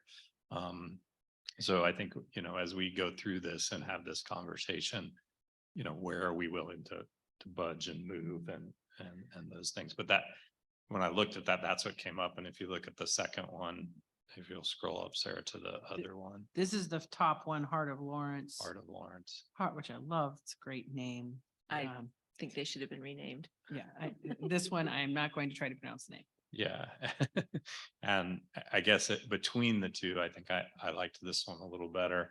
But I do think I would just want to play with District 1 a little bit and see how we might do that Your and still make district it contentious. Is the most difficult because every precinct has so many people in it that the numbers skew really fast. I'm aware You're of very that. difficult. Yes. Yeah. So maybe we could, but are variations on these themes of cities, you know, more preferable than the original cities map? So if we, So what I would suggest right now, if Yeah. it's okay with the chair, is like, let's take public comment yeah, great, before we start making some decisions to either thin things out or great. they've got to hear some of our dialogue and and then we may have different ideas after public comment. Yeah, I was going to suggest the same thing, and I just have one more comment that I want to make now, which is, you know, we're spending a lot of time talking about districts, which is super important and geographically, population-based, community of interest-based districting is a very critical part of our democracy, I think. And at the same time, I just want to point out sort of the function of the county commission and the authority that we hold as elected public officials into county commission district seats is the commitment to represent the entire county, and that none of the votes we take, and please correct me if I'm wrong. So far in my tenure, which is relatively short, I acknowledge, none of the votes that we take, none of the decisions that we make are based on a vote only on behalf of our district. We are making decisions about things that impact the entire county. And tonight's agenda is which all of you have sat through the entirety of, is kind of a good example of all the different types of things that this governing body has authority over and responsibility for and accountability to. And it is on a county-wide level, even though there are certain land use issues or road improvements or extensions that are obviously only going to be happening in one district because they're location specific. That does not mean that only that district's representative has strongly held opinions or values that go into that, or is the only commissioner that is sort of leading the conversation or the direction of those votes that so I feel like that's important to say, because I've had a lot of conversations with people just talking about what it is that the county commission does, and if they were interested in running for office, what might that look like, and what does the job entail, so to speak. And while district representation is very important because it gives people in our district boundaries a direct person to go to in particular with whatever their questions or concerns are. We are often all contacted by the same people with the same questions and concerns that may not be specific to their location or the district. So this is an opportunity for increased representation and increased perspectives. And every county commissioner that has been elected previously or will be elected is taking on the job of representing the best interest of the entire county. Yeah, I might just add something to that. And it's just something I heard yesterday, which resonated for me. And so I hope the public will indulge me just sort of sharing it. We were talking about representation and what that means and what the expectation is if you represent someone's interests. And quite honestly, as an elected official, that boxes me in pretty tight. If you're going to say, look, you represent me and you represent my values, because then if I own a different idea, if I start to think differently about something or something changes, my opportunity is to betray those who expect me to represent them. And so the person I was listening to said, what we possibly want is people to be more reflective rather than representative, to be able to hold an idea at a moment and say, this may not be exactly what I came to it thinking, but I want to reflect on this idea. I may go back to where I was or those who I represent, but if I represent District 1 and District 1 is completely in the city, and I come to every meeting and only hold those values that are considered urban values or urban ideas and never hold the idea of how that might impact a rural voter, then I don't think I've done my job, right? That it's important for me to be reflective about that work and think, how might that impact? I don't have the lived experience of living in the unincorporated area. I understand that, but I do rely on my colleague, Commissioner Willie, and my colleagues prior to this, Commissioner DeRusso and Commissioner Thellman, to share. And I think it is our job as elected officials to be reflective about what you hear in this space and hear from community members when you're making decisions on behalf of all of Douglas County. I've talked a lot about my district and my connection to it, but my commitment is the whole county. I spent the morning in Eudora by invitation of the mayor. I spent my lunch with the mayor of Lawrence. Value those relationships and learning and growing and wanting to do that. I think the value of districts is that that's you know who to start with. Just when you have to make first contact with somebody on the commission, instead of having to narrow it down, with all 5 of them, you can choose that person from your district. I feel a commitment to know my whole community, but I have more active participation within the district that I serve, so that I can bring those unique aspects of the communities of interest to back to the discussion. But I've certainly also lived in probably every district of these 5, so I think the public has waited very long and patiently. So let's go ahead and open this up for public comment. We didn't do a sign up sheet, so this is just going to be a one at a time volunteer situation. Dan Katie can kick us off.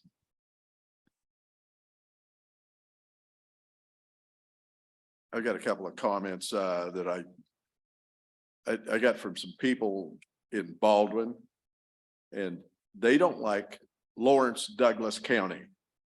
There's no Overland Park, Johnson County. So they don't feel like they're part of the county. Lawrence Douglas County. The other thing is that when you put these maps up here, somebody has figured out the demographics of it. So how many people are in the Lawrence? How many people are not in Lawrence? And you can put that on the map so people could see. That's just a suggestion, you know, they give a little more information. Your option, I think it's 2, which is county. That's terrible. Okay. And probably if I had to, you know, just my opinion, probably be maybe Wakarusa would be a good one. And then I have another 2 more suggestions. One is if you've got a hot button, and you should have known it by Thursday, that there were going to be people here, this many people here, and who the hell put together the agenda to put this one last? That's you did it on purpose, so maybe you won't have this many people here. And that's shameful. That shows you have no regard for these people sitting here, these citizens. And then you sit here and we get a nice presentation, and the little word salad you put out after they talk doesn't make you look any smarter. All it do is makes the meeting last longer. You have no shame.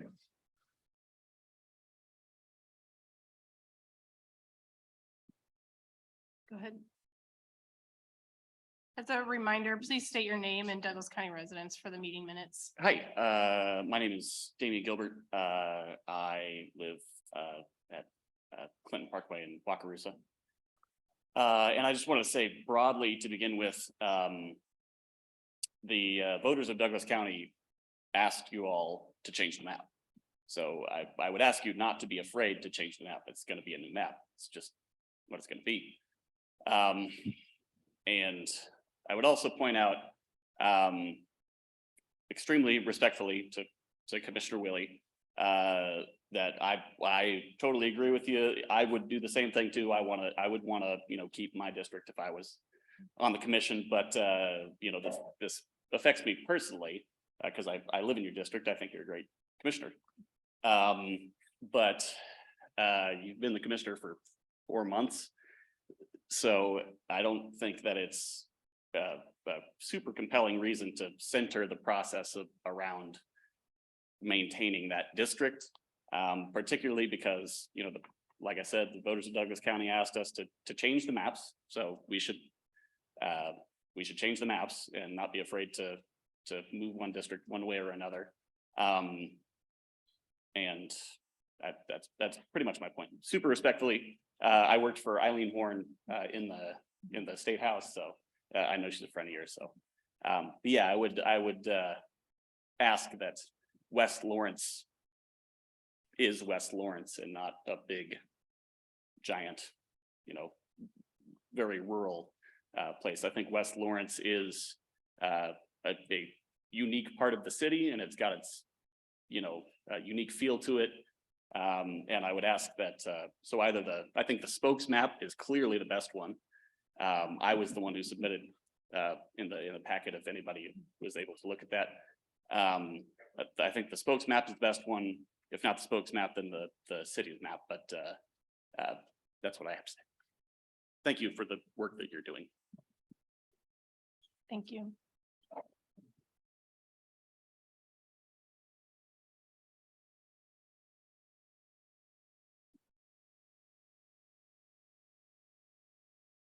I'm Paul Bobnar from Lecompton, and I would like to invite all of you to come to Lecompton to the next meeting, because I'll guarantee you, we will have a speaker system so that old people like myself can hear in the back of the room. I've been here several times in the past number of years, and that's the same thing that people have mentioned. I don't know what the budget is, but I could not understand 90% of what, except for the chairman, had to say. I don't understand. And so our room at the territorial capital, we were the original county seat, the original territorial government. So this meeting could be held in the rural area. The other thing I would like to suggest is that all candidates for county commissioner be made aware that we have townships in the county. Because that isn't always aware to some of the candidates for township or for county commission, because, and part of it is maybe the county commission should go to Baldwin, Eudora, and Lecompton at least once a year and hold a meeting, because constituent services is important. And if you got to know us, we're not wild maniacs. We're just good, ordinary citizens who most of them are I am very proud to be a part of Douglas County, because I'd rather live in Douglas County in a lot of places. And our services, like the road maintenance for snow, is excellent in this county. Unbelievably excellent compared to other counties. So I hope that we can work together. I don't know how all this has come up. It's worked for 100 years the way we were set up. And now suddenly it's rule against city. It didn't always be that way. When I was on the planning commission, my goodness, there were 5 and 5, and we didn't vote 5 and 5 for one issue, whether it was rural or county. So we invite you to come to Lecompton and hold the next meeting, and our speaker system will be loud enough for everyone to hear. Thank you. Thank you, Paul. Who else would like to provide public comment on this topic?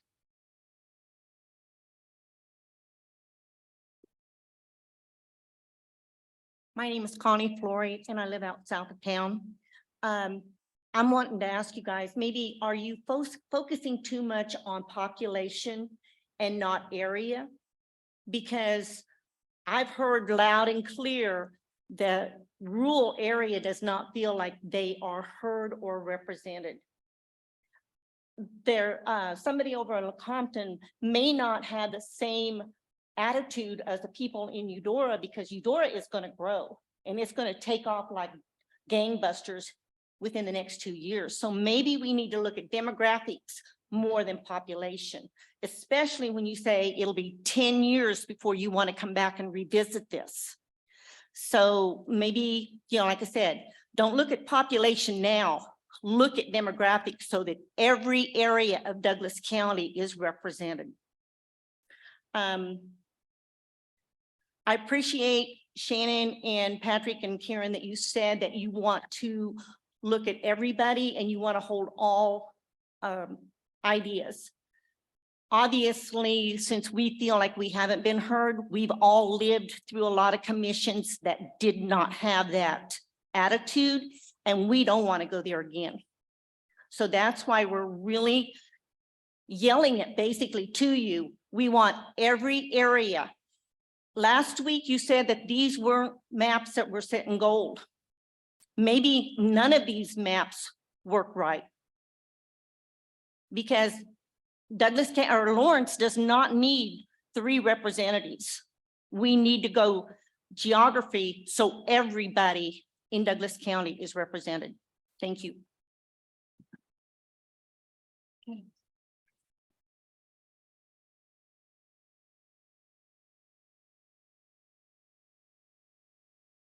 Steve Crane, Clinton. I guess I'm going to come at this from a different point of view. I'm celebrating.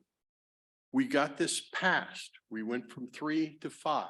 So we've increased the amount of knowledge, skills, resources, diversity of what's going to be sitting up here in the future years. I think your biggest challenge is to see how quickly you're going to have to change this again, because probably in 3 years or 5 years, you're going to have to hit this districting all over again. It's going to be a difficult task, and you 3 are all going to live long enough to see that. I'm too damn old, so it probably won't affect me. From my perspective and the perspective of the Douglas County Farm Bureau Board of Directors, the Wakarusa map is the map of choice. The county map is a no-go from the very beginning, and the same with the spokes map. We would absolutely not be interested in that one. I haven't looked at some of yours, Commissioner Wiley, close enough to really have a problem one way or the other, but I think you had one there that was pretty close to Wakarusa, but you slid the line over a little bit to 59. I think that would be fine too. But those are by far the two best maps. I don't know where the county, I know why Jamie did the county map and I understand it, but it's absolutely a no-go. There's no way that one commissioner could cover all those fire district, or excuse me, all those townships and all those water boards. It is just beyond belief. So that would be my thoughts, and I think we should be celebrating. So thank you. Thank you. Anybody else wish to provide public comment?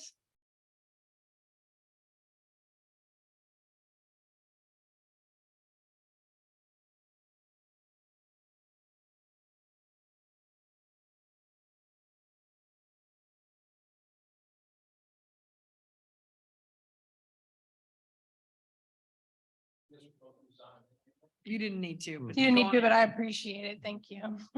Robin will appreciate it for the minutes. Charles Jaley. I live down there along 56 Highway.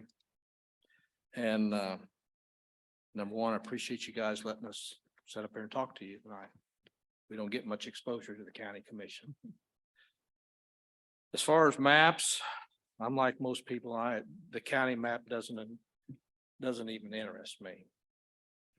The Wakarusa map, I haven't really got nothing for or against. I don't know that you're going to change the Wakarusa situation because of the city of Lawrence. So I guess I'm going to throw it out. The city and the spokes maps, I can live with either one of them. I kind of like the spokes map in a way, and I'll tell you my reasons. I'd like to see the two incorporated areas outside of Lawrence, meaning Baldwin and Eudora. I'd like to make sure they have representation, and there's no guarantee they're going to have it either. I understand that. And possibly Lecompton could have a possibility of having a representative. I think it's a real long shot because of the population situation. I am a little disgusted with the fact that I constantly hear this city rural. You know, I could very easily say where I live, I want to see it all rural. Well, I know that's not right. I think it's very important that those people in Baldwin, those people in Eudora have a seat up here, if that's possible. I don't know that it's going to happen. And it's ultimately you guys' choice, what map you choose. One thing too, I hear a little bit of people worried about losing their part of their territories and stuff. None of you three is going to lose your job here. And up until a few months ago, we had 3 commissioners in the city of Lawrence. Maybe it wasn't our choice out there in a rural area, but we accept that. Is that 1 minute? 1 minute. Okay. But I guess, and one other thing I hadn't heard it brought up is, when we go to 5 commissioners, are we going to get 2 more members on the planning commission? Has that been talked about up there? That's a question to you guys. I think it's a very important one. I think it would help a little bit of better feelings out in the community if there's 2 more people, supposedly, you can call it rural, whatever you want. I don't really want to hear that. But anyway, that's my biggest content. But like I said, I'm more for the 2 populated centers, Eudora and Baldwin, and possibly Lecompton has a chance. And like I said, nobody's losing your job. You guys ain't losing your jobs. So anyway, I'm probably out of time, ain't I? Thank you. Thank you. Would anybody else here like to provide public comment?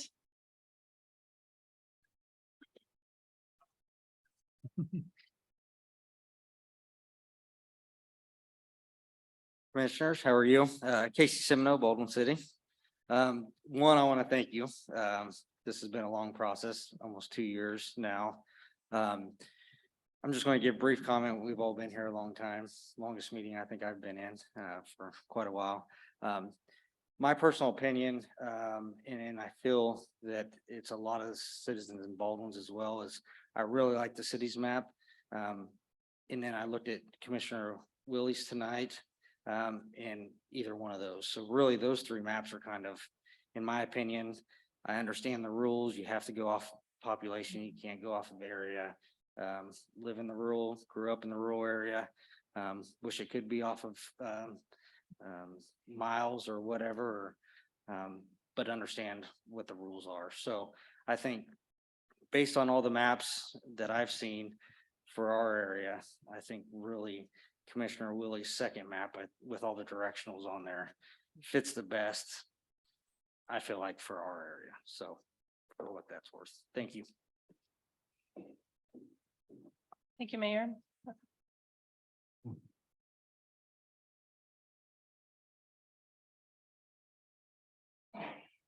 Travis Hardy. I don't have a lot to say. I mean, I think I would vote for Karen's maps as well. If it wasn't one of those, maybe Wakarusa, but I think Karen's, to me, represent kind of what we're looking for. One thing, I don't know the best way is, I don't think it's rule, at least from my standpoint, I'm only speak for me, but it's not rule necessarily versus city or anything like that. It's more about values. And obviously some of the folks out there might have different values in city. And I've always thought that, if you're representing an area, then your values need to be representative of those folks in that area. And I mean, if your personal beliefs and stuff are different than the people you're representing, I mean, my opinion is, you got to put those aside because you got elected by the folks, and so you got to represent them and, their values. And that's just my 2 cents, take it, leave it. The only other thing is, it's the next meeting. We could move this to the front, man, that'd be great because these seats are hard.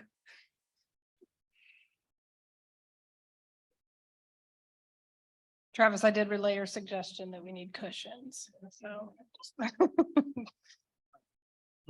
I'll start by mirroring that. Let's just do a room design. I know there's a lot of historical aspects we can say, but some cushions on the seat would be great for us, those of us with really bony asses. But also maybe looking at upgrading these AV systems for not only the administrators, but for yourselves and for those of us in attendance, looking at that when going forward. I really lean towards the cities, spokes, and seeing the Heart of Lawrence map. I really like one of those three I'd really support. And I have to say it's kind of interesting listening to my fellow American citizens argue against constitutional norms in regards to how we're going to form these districts. And I say that as a U.S. Army veteran who served and deployed overseas, fighting for the ideals of democracy, not only for maintaining what we have here in America, but also for another country. And it just catches me off guard when I hear that from our fellow citizens. But I know you're going to do the best by, and Jamie's spoke to that in an article earlier this week in the Lawrence Journal World about the constitutionality of certain maps and certain redistricting ideas. I really like spokes specifically because there's that possibility of 5 commissioners coming from the non-incorporated, not from Lawrence. And that goes back to what Commissioner Willie said about candidates have to step up. I'm big on candidates stepping up. I've done this. I've run against you, Commissioner Kelly, earlier this year. I've run for city commission. I've lost both times. I'm okay with that. That's democracy. That's people stepping up, believing in our democracy and willing to put themselves out there. And I know that it's difficult and I know that it's also scary, but also that's why I like one of the 3 maps that I mentioned, because it reduces that size that you're having to run in. Having run at large in the city of Lawrence, trying to appeal to nearly 90,000 people, it was a pain. It sucked. Easier to do on a county commission level. That's one of the reasons I kind of ran for county. I was like, oh, I don't have to talk to as many people, but it certainly was still stressful because you're trying to talk to so many people in a very limited amount of time. And I can't imagine having run where there's the size of the unincorporated area. Going back to Commissioner Kelly's comment about being empathetic towards the parts of the county that aren't in your district, I made sure to go out during our campaign and to those parts that weren't in District 1, just to see them, just to see how the people lived, hear what they had to say about these issues.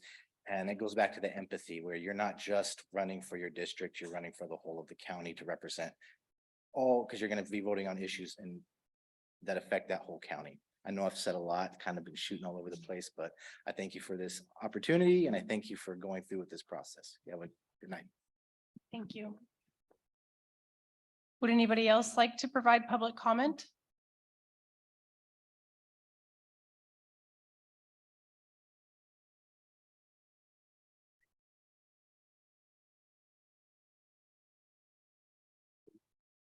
I'm Travis McCormick. I've been here before a lot. These seats are really hard. I've been sitting in them for months now. I don't like map 1. I agree with everything you had to say there. I'm not a real fan of map 3, which put Eudora and Baldwin in the same district. I agree with you there. I like the idea of keeping Eudora and Baldwin kind of in their own districts. Furthermore, I would agree that if Lecompton was kind of in its own district, that would be a plus. I really enjoyed the spokes map. You're not going to enjoy this, but I liked it because it made all 3 of you very nervous about making voters happy and possibly having new constituents to appease, right? The comment's been made 3 times that you're here and your interest is in the county. And if that is true, and your district changes significantly, then making those voters happy will not be a challenge. That will actually be simplistic, right? Because that's what you're here to do. Commissioner Willie, your 2 maps are not bad. I would like to see what Commissioner Kelly and Commissioner Reed have as possible ideas for maps. I don't know if maybe we'll see those in the future. Yeah, that's all I've got. So, yeah, I like the spokes. Every city should have its opportunity, and that's it. Thank you. Thank you.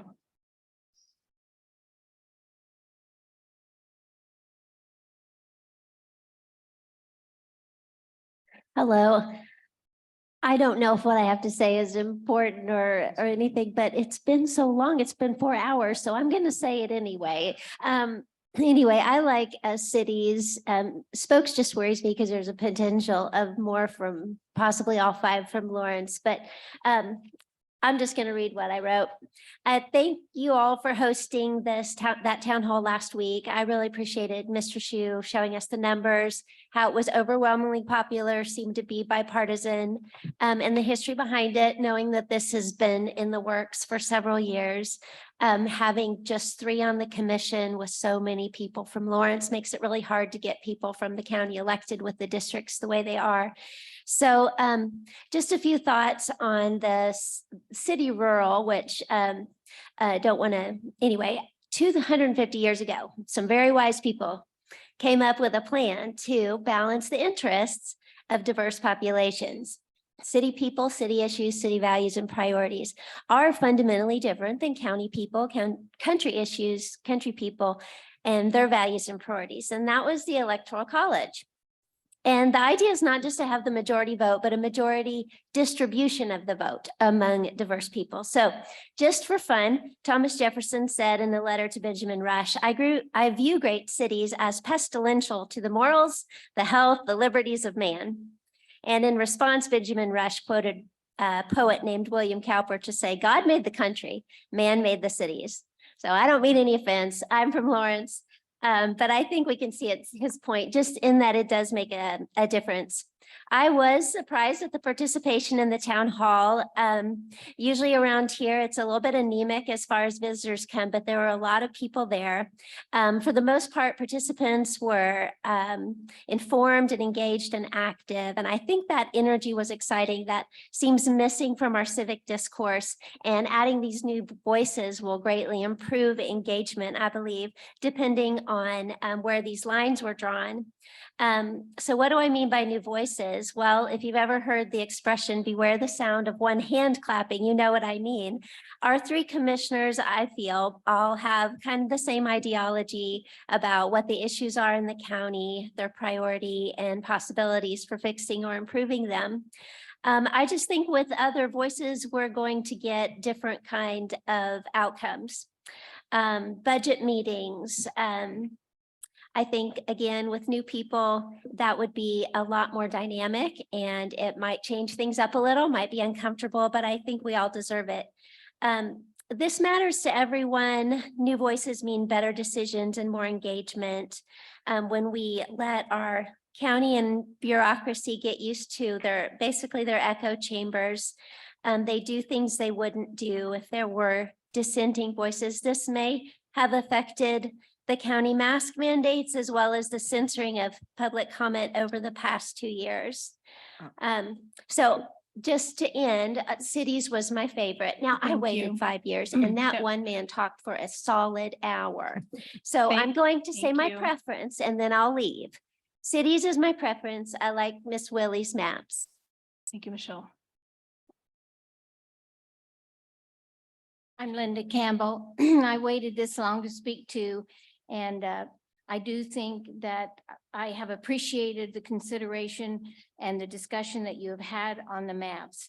And I too am thrilled by the participation, and it really makes me proud.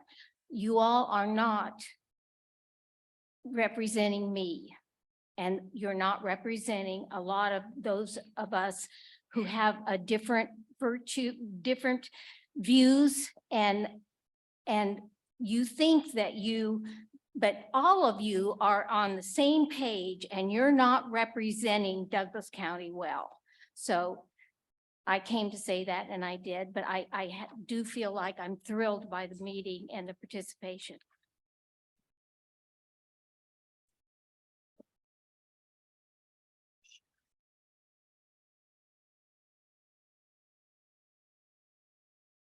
Jay Armbruster. I live in Palmyra. I'm here as a private citizen, not as any other entity that you may recognize or anything else I play on TV. So I want to say first off, I think we've had a lot. Thanks for coming by.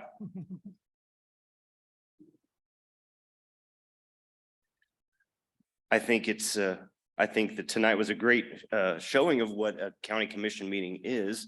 This is not the longest one we've ever been to. I stayed here till after midnight one night. I'll go through my maps. The spokes map is the best way for you to have more 5 people from the city on your commission. The county map is a joke, as you've all said.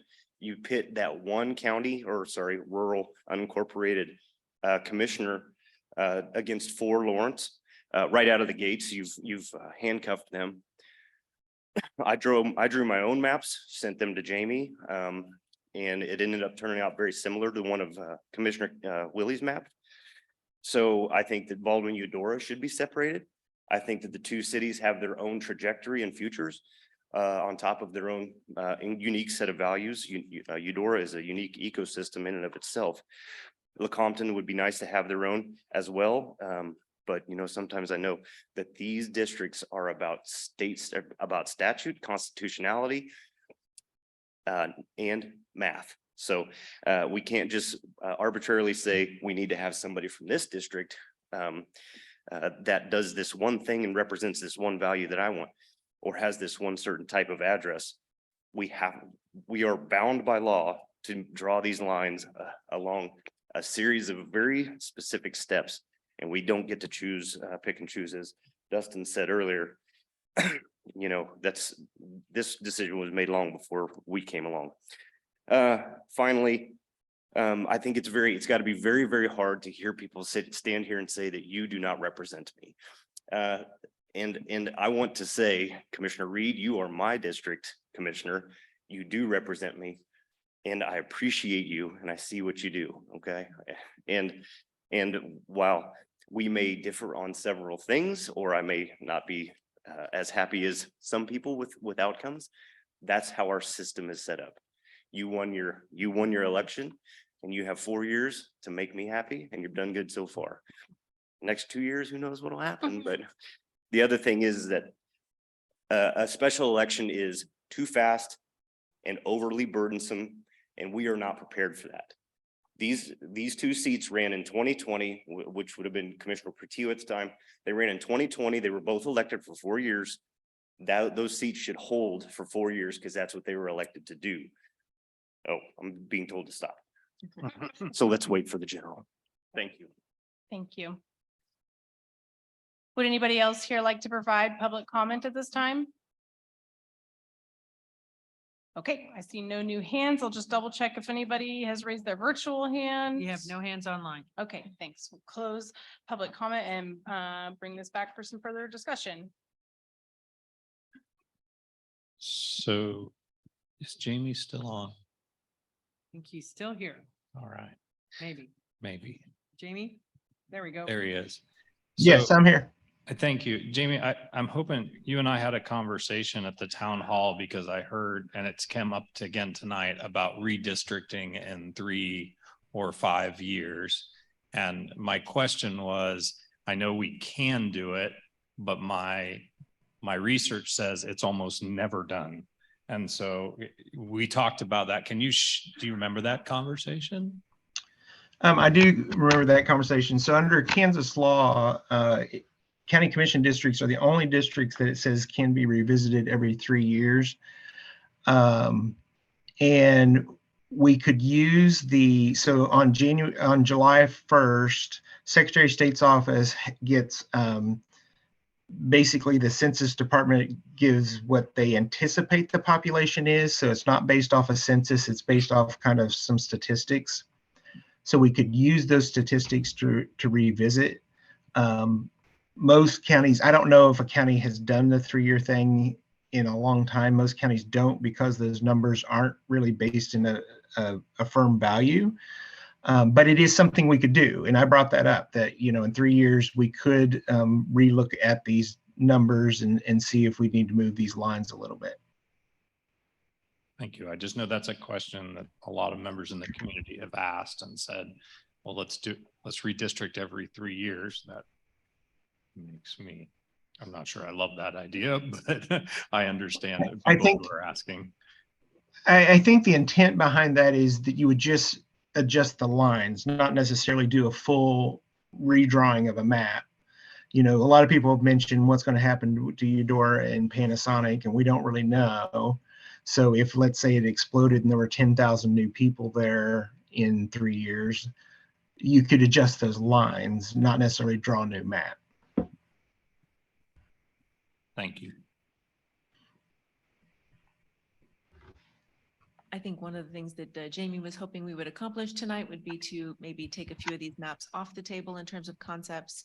And just again, these are not maps we are voting on. These are concepts that need to be then made into one map that the 3 of us agree on. So we're looking for what are the values there. I think that the quote unquote county map doesn't have support from here and not a lot of support in the broader community. Also, I think I would suggest perhaps drop that one. I am committed to both my district being the more or less the west part of the county, and also that Baldwin and Eudora have separate districts. So that narrows a few of the other choices, but I would like to hear from Sarah. Yeah, I would agree that seems like resoundingly agreed upon between us and folks who've heard from the public that the quote unquote county map is not a viable option. I think we heard a lot of sort of support or like around both spokes and cities. And a lot of mentioned that those are but the cities one, I believe, is sort of similar in nature with some differences to the ones that Commissioner Willie has produced. And I would agree that I think we've heard repeatedly and both tonight and since the town hall that Eudora and Baldwin being in separate districts rather than the same district as they are now and have always been, it seems like an important value to achieve. Oh, no. Uh-oh. Someone's telling us we shouldn't have meetings this long. Yeah, I'm supportive of letting go of the county map, and I'm probably much to Jamie's disappointment, ready to let go of the Wakarusa map because I think we want to separate, that Baldwin and Eudora it seems to be having them separate is a value that we have here. I would support, Now you just have to turn it back on. just stick to sharing, it's okay. I would support crossing Wakarusa off the list because we certainly need to really narrow down options. And again, to Commissioner Billy's point, all of these can be tweaked and they are not, we are not deciding on just these concrete map options, but trying to figure out which ones represent the values and the feedback that we've heard the most. Yep. Okay. So, oh, sorry. ahead. So cities spokes and then the two new options. We can bring back for next week with additional data, Jamie, in terms of, you know, where the breakdown of districts versus urban versus rural. Yes. Okay. Is that what the commission wants us to do? And Yeah, and I think, yes, and I think it's possible that some of us may bring other version, send them Yeah. to you, Sarah, like this, can we look at that? But I think we're starting to identify some themes that we want to work around and then how we work around that. Yeah. I would just encourage, yeah, if we can get that as early as possible so that we can update the commission packet. In addition to that, we will be adding the website form comments that we've gotten. I do want to point out to the public that we have updated the frequently asked questions about this issue on our website. Specifically, that question related to the Planning Commission. We responded to that in that FAQ. So I'll put a link to that in the packet for next week. And so just encourage folks to pay attention. I am sorry about the length of this meeting. I am sorry about this being last. We can make sure that this item goes first next week, but I will warn you, it's probably a long agenda next week. So, but we can put this item first next week. Is there additional information? Jamie, maybe we can update the FAQs with the information about the special election, just related to that, why we can't go in November of 23. If that's not already on there, Carrie may know if it's on there. But we'll just take another look at the FAQ based off of the information we've heard tonight. And Charles, since you're still here and you brought up the Planning Commission, we might as well just answer that question so you don't have to look it up online. It does require a change in the bylaws, which would be up to, since it's a city county commission, we would have to change the bylaws to add that. That doesn't mean we couldn't do it. It would just, that's the process we would go. We couldn't use this process to say, now we got to change it. So you can read about that online, but that's the answer to your question. No, that's not how. That's why I was just going to clarify that the Planning Commission is an example of a board that the board makes appointments at large. And that is a joint agreement between the county and the city of Lawrence to each have a number of seats to appoint. And they are not based in district. And so the original resolution to create those Planning Commission seats was not specific to districting at all. It was just about shared power between the county and the city of Lawrence to be able to make those land use decisions. And we already appoint 5 and the city of Lawrence appoints 5. So we're equal in that. Anything? Well, we can talk about that later.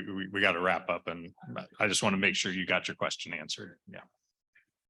But we're not, folks, we typically don't do question and answer session here, so. Sorry, Chair. No, thank you for that.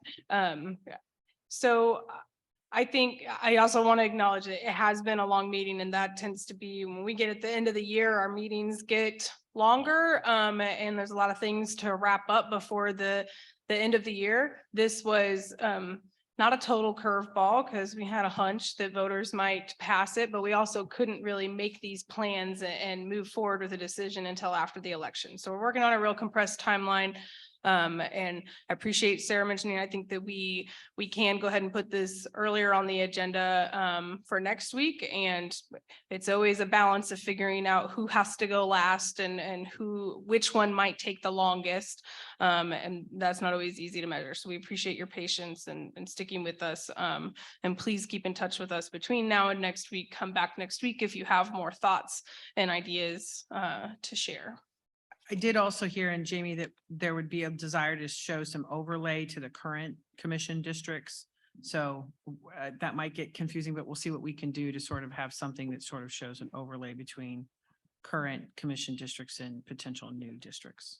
I think, or at least very clearly linking where folks can locate and view that current district map and be able to look at, two tabs next to each other. Because I think that gives a good enough visual too. And things are not always the easiest to find on our website. We have a lot of great maps, but you have to dig around to find the one you're looking for. So if we could link can do that. Any final thoughts top of mind, Commissioner Kelly?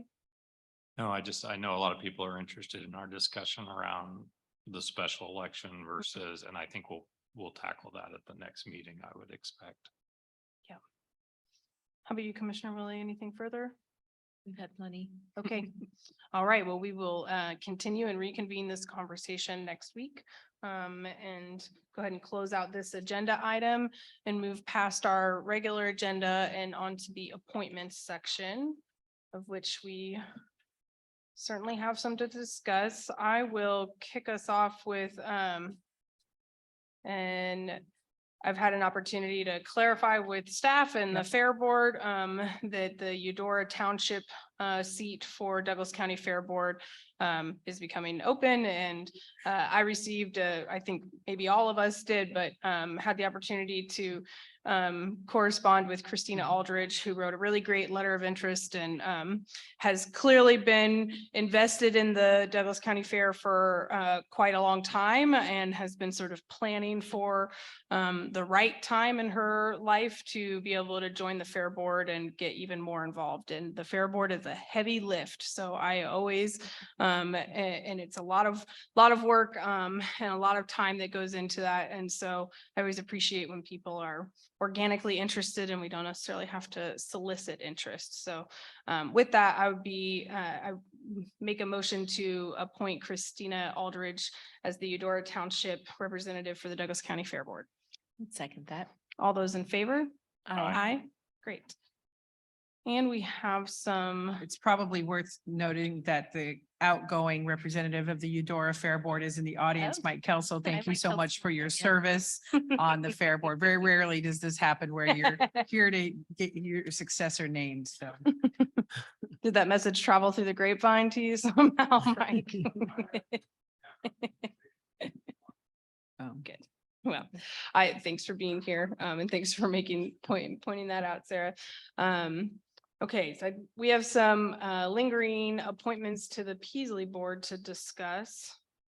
And if either commissioner has that pulled up in front of them, I'd appreciate anybody else kicking off that conversation because I am not seeing it immediately on my. So we had, Screen. oh, go ahead. Go ahead. So at our last meeting, we talked about, we have a number of suggestions or people who have completed the Peasley Board interest form. I'm trying to pull it up. I have it pulled up. Great, take it got it. away. I suddenly decided I need to restart. So, We did name Bill DeWitt last week. We had 3 other positions to fill and 3 other people showing interest in that. And we had a post-secondary education position, and we've heard from Brittany Hall on that one. We had an at-large position. We've heard from Bobby Flory, who's been currently serving and has been serving there since the beginning, I believe. And for the financial institution position, Cindy Ulick. And I'm very strongly in favor of all 3, and I would like to hear from other commissioners.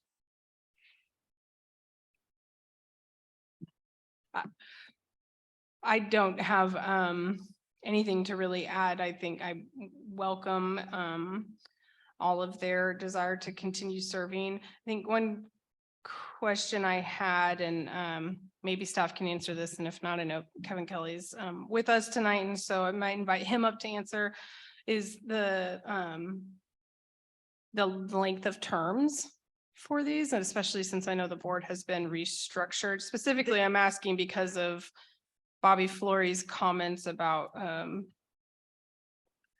not finding it right in front of me, Yeah. but serving, continuing to serve for a period of time. Kevin I can take answer it this back. more That closely, but they are staggered. Served for 3 years Yeah, on the they're board so staggered. far. I quite misspoke. Yeah, my understanding was that Bobby was willing to serve for one, sort of as that for 1 year as that transition.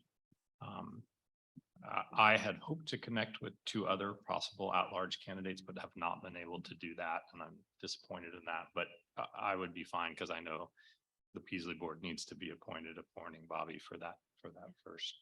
And for that 1 I had a year. good conversation with Bobby Flory, as I often do have good conversations with her. And that's one of the reasons I liked kind of seeing that name come back up for this board position, is that I know how to get a hold of her, and her connection with Lawrence Home Builders Association, which is tied to a lot of the programs that happen at Peasley, both in terms of building and the building trades overall. So I liked having that voice there, and also just to echo some of the comments we've heard last Thursday and today.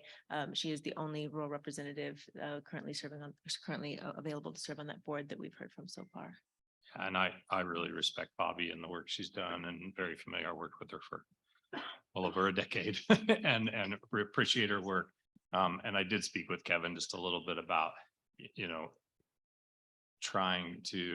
it's great that we have some members of the board who have been there a while, but we also want to bring in some fresh, and I expect that Bobby will stay involved with Peasley Tech no matter what. And use that at-large position to bring in some people who have approached us about wanting to get involved in more civic engagement in this space. And I think the Peasley board is a great way to do that. Commissioner Williams? Would you like to make those appointments? Do you want separate motions, or do you want them together? What do you want, Sarah? I think you can do them in one motion, as long as you make clear who you're putting in what districts, in what seat. Okay. Do we need to set, I'm sorry to interrupt, do we need to set the term limits, or I think that can is they set by determine the bylaws. term? Yeah, I think Bylaws that's are set by the set, okay. bylaws. I move that we appoint Brittany Hall as the post-secondary education position for the Peasley Board. And additionally, that we appoint Bobby Flory for the at-large position on the Peasley Board. And that we appoint Cindy Ulick for the financial institution position on the Peasley Board to serve terms as determined by the bylaws. Second. All those in favor? Aye. Keep lost your minds. Now dead. Mike again. It's, yeah. I appreciate commissioners' patience with our rented AV, because we did have a water feature in here up till about a week ago. Just So next week, we need to have some batteries and we can just swap them out. we have a as lot of go. batteries. We can hand them to commissioners and make that happen. I don't think I have any other appointments at this time, commissioners. I didn't think so. So you can move right on into discussing your memo with us. Yeah, my memo's attached. I don't want to belabor it. I don't think there's anything that you can't read later that you won't get more information on. So I would say our planned last meeting of the year is next week. And then our planned first meeting of 2023 will be on January 4th. And that's all I have, commissioners. Any miscellaneous items from other commissioners? Yeah, if you think you have something that we need to notice, let's get those mentioned. I expect to be at the Chamber Legislative Priorities Breakfast, and I imagine the chair might, because I think she's speaking Yeah, for it. we generally have all three at that, and then there's, so we always notice that. Okay. And if it's in our memo, I Then notice is it. Considered. So noticed. it's Thank considered you. noticed. Glad. Any other upcoming public events on either commissioner's calendar that maybe some of us are going to? I don't have any. So. Okay. Well, we can double check and for the rest of the year and notice anything further Yeah, next. we can week always during our add meeting. those after, yeah. Okay, well, with nothing else from other commissioners, then I will gladly adjourn this meeting. Thanks, everybody.